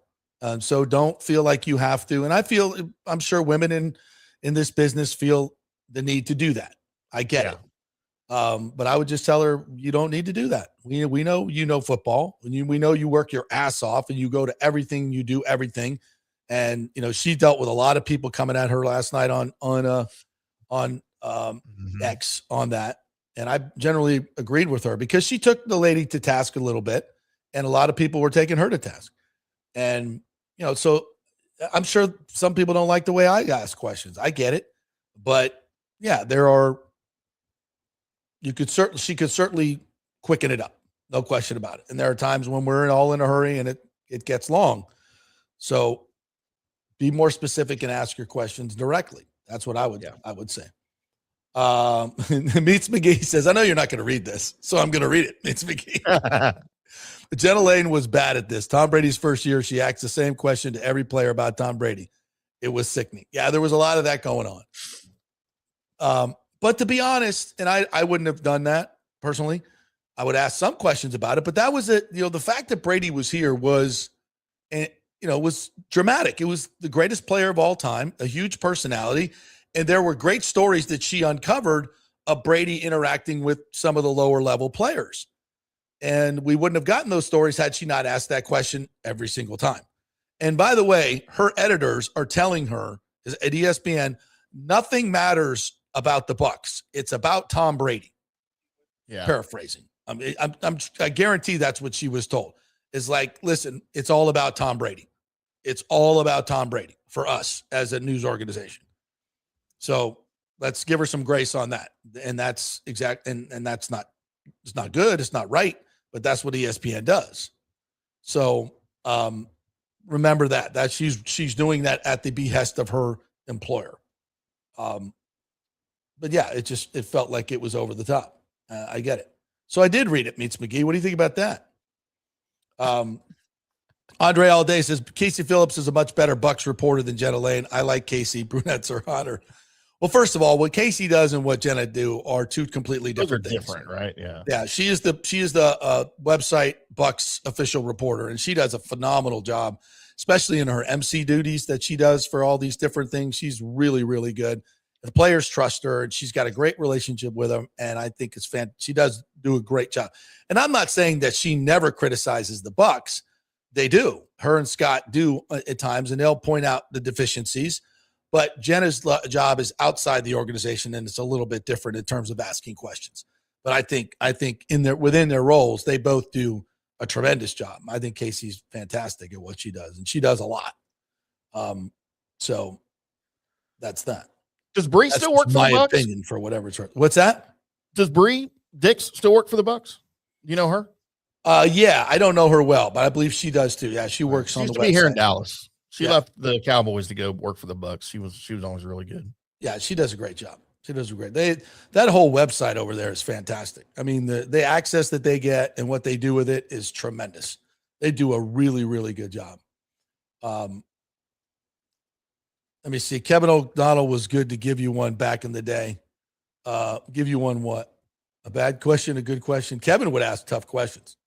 Kevin would ask tough questions. Sometimes I'd go, "Ooh, that was a nice one. Good job." Joel Forsland says media can't be fans, and she was fanboying. Yeah. Rick says, "Don't worry, JP. Nobody thinks you're that important." It's true. They shouldn't. I certainly don't think that. No. Media needs to be neutral and be held accountable like the referees. That's right. We're supposed to have a problem with that. Objective. What else? Anything else on this particular subject? No. All right, let's take one more break. We'll come back and clean up some stuff. We got your LeBron story. Yeah, we have to get to. Got to vomit again. All right, hey, we're brought to you by the great folks at Third Generation Plumbing and AC. And by the way, if you're looking for a job, Third Generation Plumbing is hiring because, of course, they advertise on your favorite sports show. They are slammed. Very busy. Also because they do great work, and they've been doing it since 1995. That's the real reason they're busy, obviously. But, hey, if you want to go work for them, this is a great opportunity. They pay great. It's a family-owned company, so none of that, big corporate bullshit. They give you holidays off. A lot of holidays, you get good time off. You get good pay. You got great bosses and John Rodriguez and PJ over there. It's a family-run company. So if you're an experienced person or maybe even not experienced, you want to get into the business, send your resume. ThirdGenerationPlumbing.com is the website. Go to the email button on there and send them your resume or give them a call. Tell them you want to work there, and they'll figure it out. ThirdGenerationPlumbing.com. And don't forget their special going on, maintenance special, $169 for the year. They'll come out twice, clean the drain, do all that stuff, make sure your unit is working well, and keep it in great, proper working order. If you have to call for emergency drain line stuff, it's going to cost you way more than that. So get the maintenance special, $169 for 2 visits a year. Back at 3. Italiano Insurance would like to congratulate the Bucs on their 50th anniversary season. And you know what? We've been here for every season and then some, over 60 years in business. We've seen some smart coaches with great game plans, but if you don't have flood insurance or business insurance, that's a terrible game plan. That could ruin you financially. You don't want to take that L. So call 813-877-7799 and let their friendly agents quarterback your insurance and save you big money. Italiano also sponsors our FSU report every week, so go Noles. 813-877-7799 or go to ItalianoInsurance.com. Experience the art of driving at Genesis of Tampa, where luxury meets innovation and every detail is crafted for you. From the bold G70 to the refined GV80, Genesis delivers power, elegance, and technology years ahead of its time. Book service online, and our Genesis Experience advisors will pick you up and drop off your vehicle. If available, you can enjoy a courtesy car while yours gets a complimentary interior vacuum plus a generous offer for your trade. Every new Genesis comes with the Miracle Advantage Plan, 10 years or 250,000 miles of powertrain warranty and 4 years of complimentary maintenance. Visit us at 801 East Bears Avenue or online at genesisoftampa.com. Genesis of Tampa, luxury redefined. Sports fans, it's time to gear up. Head to fanstreamsports.com and check out our brand new merchandise store. We're talking bold t-shirts, 3/4 zips, hoodies, hats, mugs, and more. Everything you need to rep your favorite shows and your favorite crew. Whether you're rolling with the JP Peterson Show in Tampa Bay, From the Rough in Dallas, the Timm Show featuring Clay Hall, or the Jeff Thidoff Show in Ohio, or any of our FanStream Sports original programming, we've got the perfect look for game day and every day. So don't wait. fanstreamsports.com. Click merch and grab your gear now. Wear the stream, live the stream, fanstreamsports.com. Hey, kick off the new year by impressing her with a real diamond, a natural diamond from Golden Diamond Source. Don't start with a fake diamond, guys. That's a really, really bad idea. And if you're ready to pop the question, find the perfect engagement ring at the Golden Diamond Source, just like I did, just like Nick did. It is the best selection, the best staff, the best everything. And discover the new Emily collection by Emily Johnson Weintraub, a sleek and modern jewelry line that makes everyday gifts absolutely extraordinary. And by the way, gold prices have never been higher, so turn that old unused gold into cash or a stunning new piece. Just take it on down to the Golden Diamond Source and trade it in. Lots to get done at the Golden Diamond Source this new year. Start with an engagement ring from the greatest, the Golden Diamond Source. 3800 Omerton Road, always online at the Golden Diamond Source. It's some love you give only at Golden Diamond Source. JP here for Riveters, our new official sports bar and grill of the JP Peterson Show. And just like our show, no BS, no corporate chain feel, just amazing, authentic folks serving great comfort food in a casual atmosphere at unheard of prices. Riveters is located just south of Raymond James and Steinbrenner Field on Dale Mabry, walking distance to the park, so free parking, great place for pregame and postgame. Let's talk about fresh food. Nothing is frozen. Burgers, wings, prime rib, roasted fresh daily, never frozen. That makes a huge difference. The mahi, the salmon, also super fresh. All our sauces are original recipes made in-house. Our Warhawk chili and fully loaded potato soup is made fresh in-house. It's the best food anywhere, served by people who actually care. Riveters on Dale Mabry, just north of 275, just south of where the Bucs and Rays play. We'll see you there. Hey folks, Rays baseball and the summer heat will be here before you know it. So don't let your AC unit strike out and cost you hundreds or thousands for an emergency repair. Get a 1-year maintenance plan from Third Generation Plumbing and AC for just $169. Though will come out twice a year and service your unit. Clean the drain line, make sure it's running to peak efficiency. If you need an emergency repair, it's going to cost you hundreds, if not thousands more. It's a no-brainer, guys. Just call the great friendly folks at Third Generation. They work with American Standard Heating and Cooling to ensure you have the most efficient and durable units. Their split systems offer the highest efficiency available while reducing energy bills and maximizing comfort.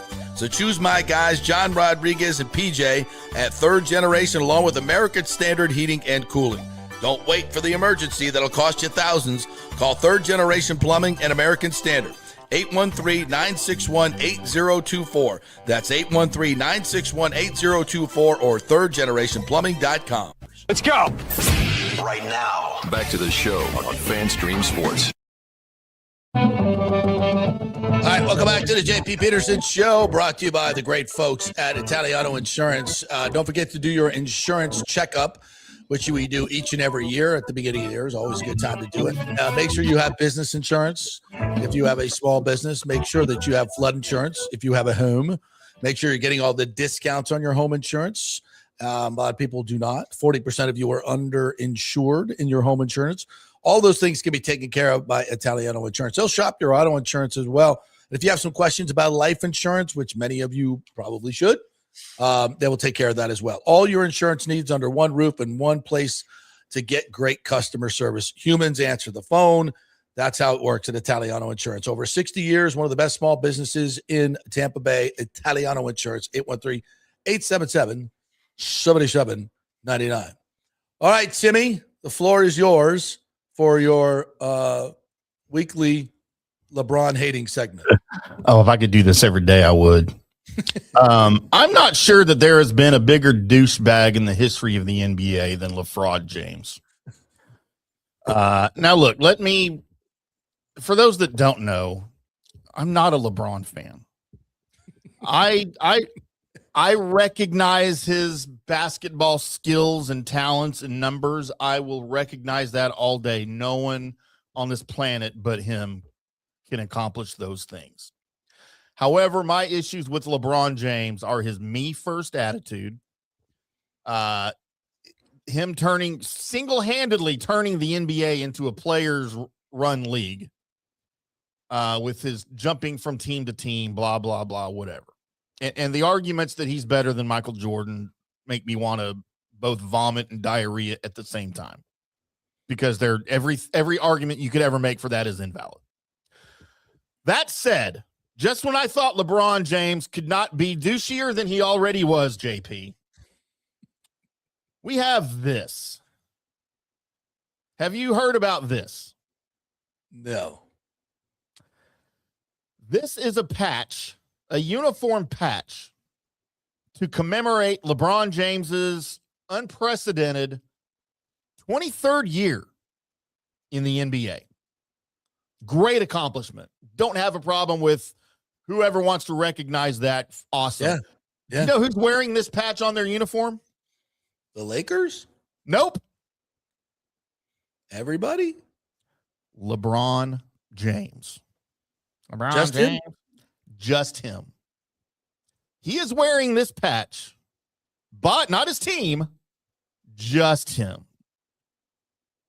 It is a bespoke jersey patch that marks, again, his 23rd NBA season.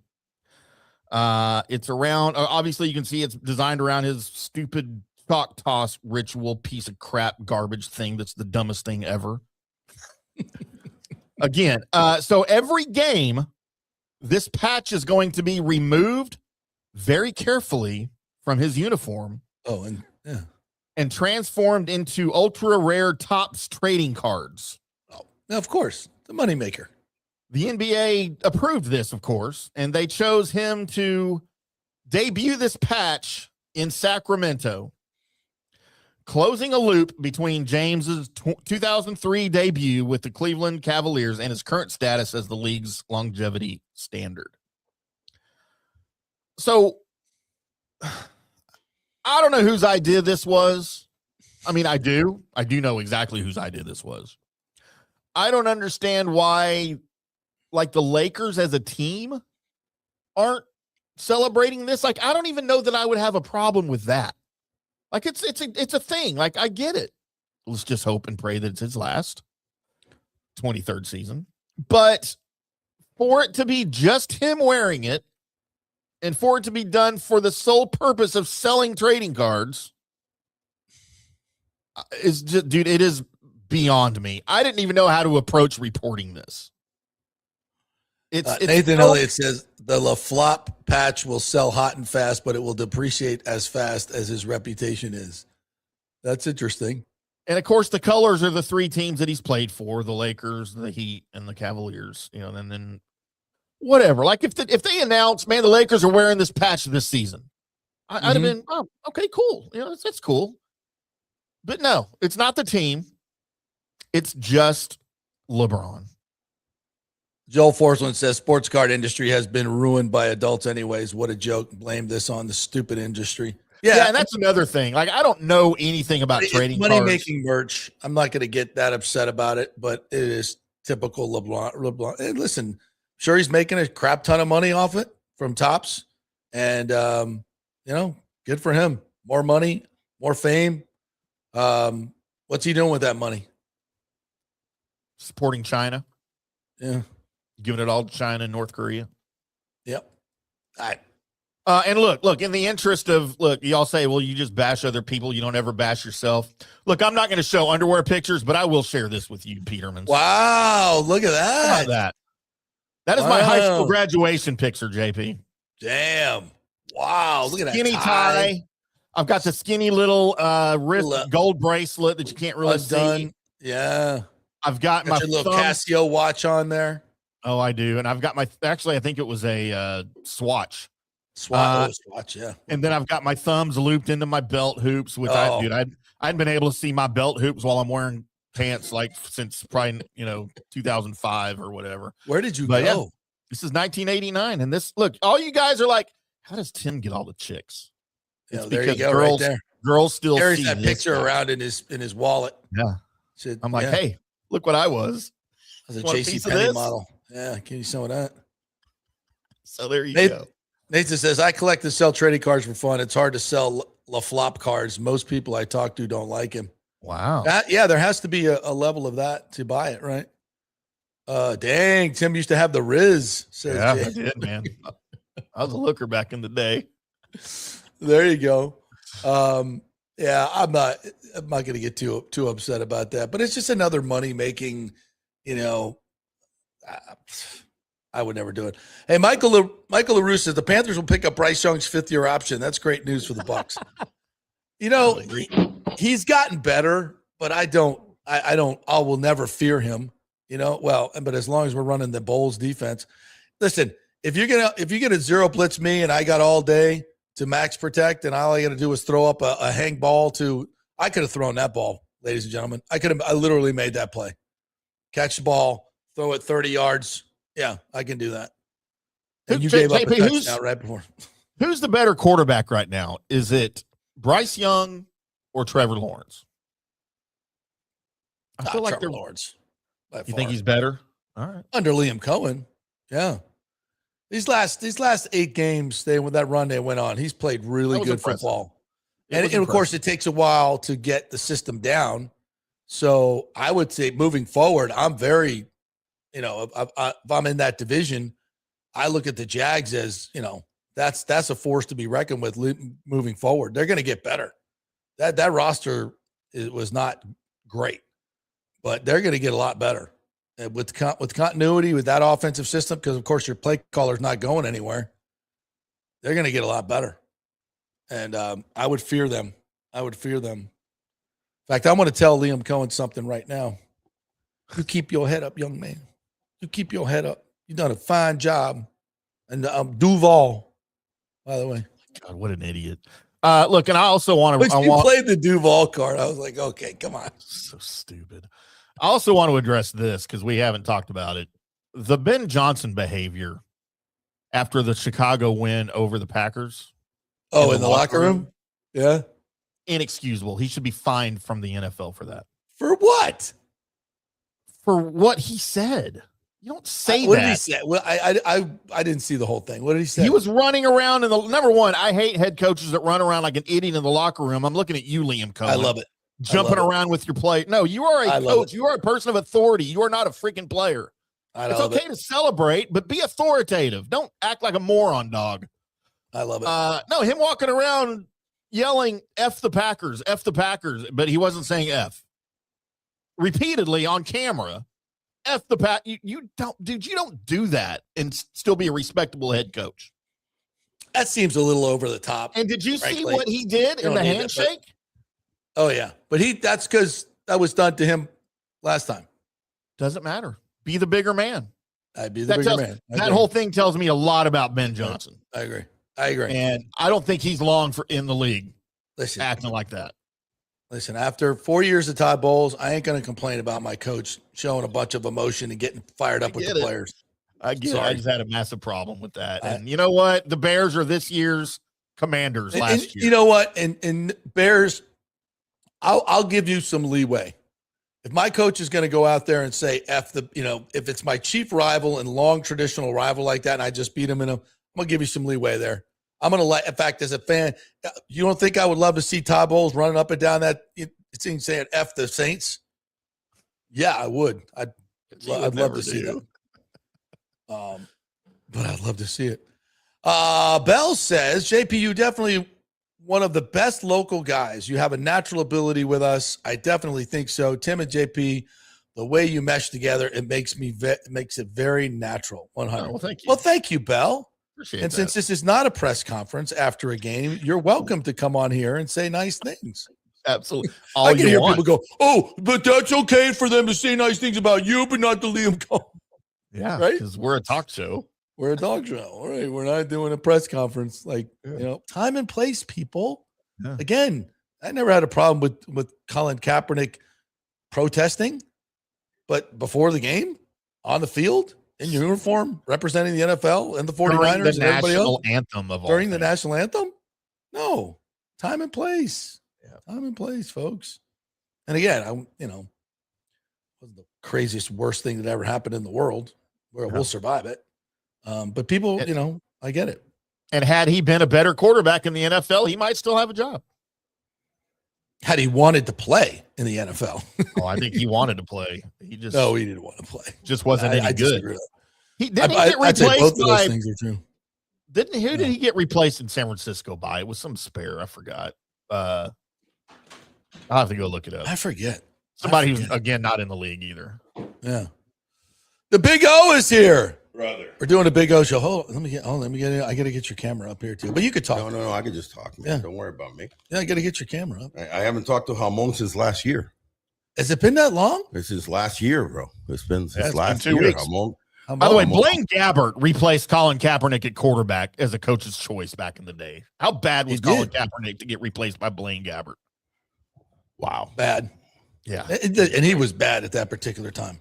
What's up, He had partner? that How are you? Super Bowl. I'm good, man. Listen, this is the week. Hamm can't criticize my Canes. He can't even criticize my, University of Indiana because You're not pulling for the Canes, man. I'm a Canes fan. Well, I right mean, now. I'm covered, bro, because 7 people are from my high school in that whole thing. 7. 7 people from high school? 7. Columbus? The head coach Mario Cristobal, the assistant coach, the 2 Mendozas, and 3 other players on went to Columbus. So Miami is celebrating right now. It's just crazy. And I didn't know you were on that team or in that school. Miami Christopher Columbus High, baby. With Adelante. Mendoza and Cristobal, huh? Nice. Yes. And when they say that our phrase forever has been adelante, which means in Spanish, move forward. So that's when you hear Mendoza always yell adelante, and so is Cristobal is always saying adelante.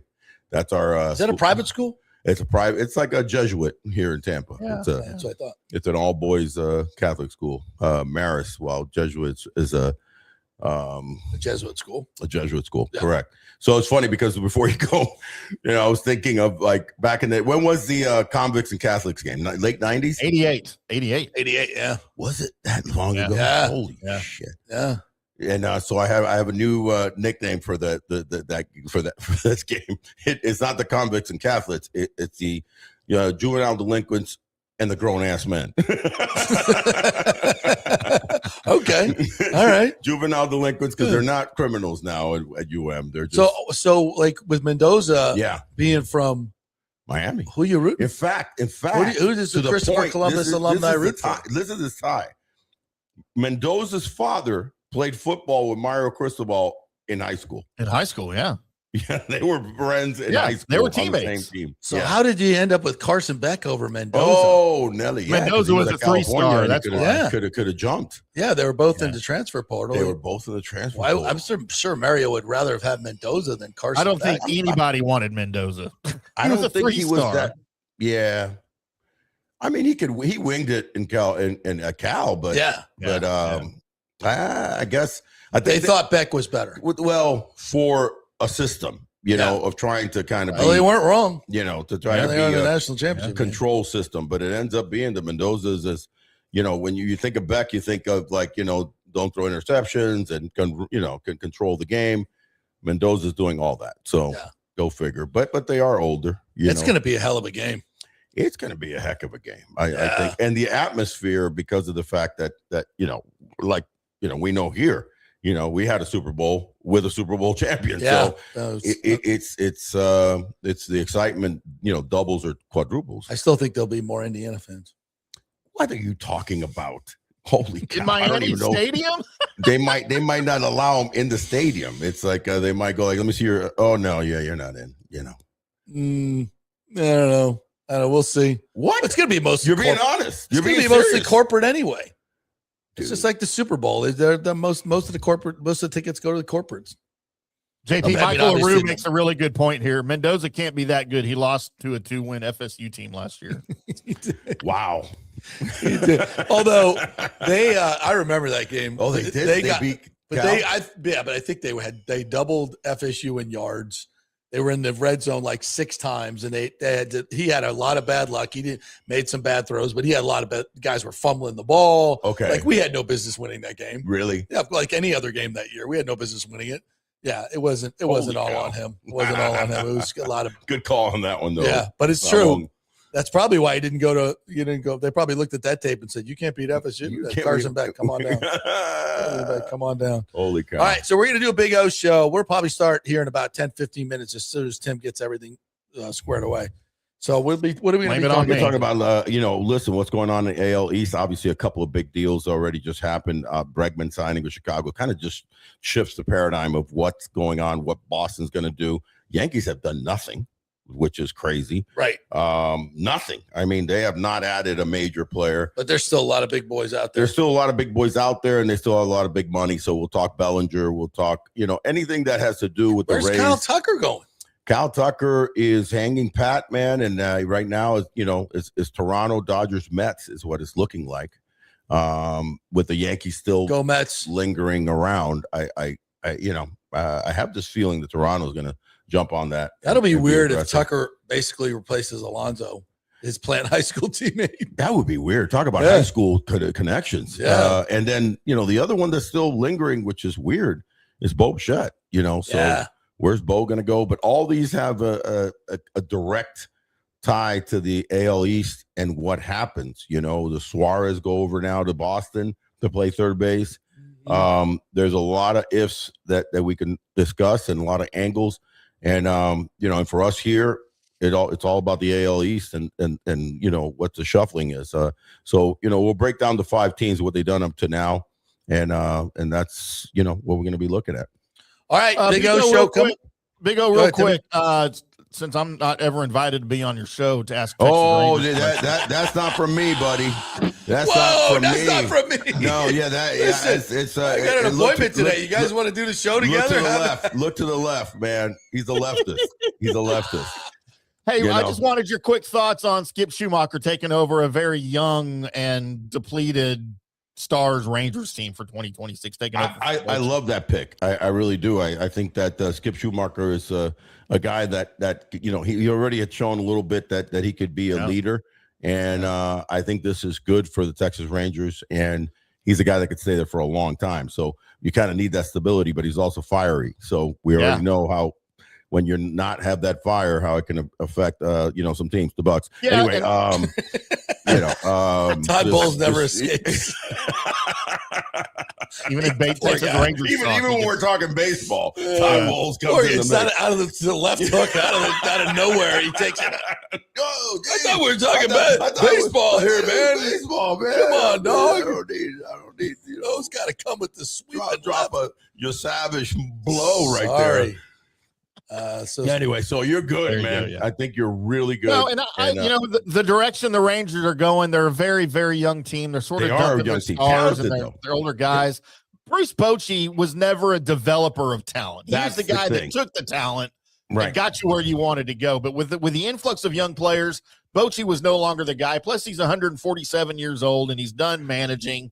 Yeah. Skip Schumacher to me is the guy that can develop these young guys and get to where you want to go. So I loved the hire for the long term. And I agree with you 100%. No, you should be excited, but we're still going to spank you over here when they come back. That's fine. I may be there. You never know.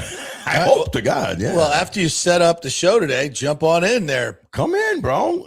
You know what happens a lot of times? You finish this show, and I know it's hard to work with JP sometimes, so it's probably exhausting. So, when you finish and then we get into our show and go, oh, maybe, Hamon might say something, and then it's crickets. You're nowhere to be found. Well, it's because I got like 8 other shows I have to do today. So it's tough, man, to spread myself around like that. He's got to go to the bar and have lunch. Have that liquid lunch right after this. I just do that here, JP. Big O show coming up here in just a few minutes. So jump aboard. You're the best. Timmy Hamon. See you, Big O. Thanks, by the way, programming note, former USF coach, former Texas head coach, former Bucs defensive line coach, Charlie Strong will join us tomorrow. Nice. At 11:30. Big fan of Charlie Strong. Well, he may be joining us here at FanStream Sports. How about that? Makes a lot of sense. Add him to the roster. Yeah, buddy. Yeah, love that. Absolutely. So he will join us tomorrow at 11:30. We will see you then, everybody. Have a great day.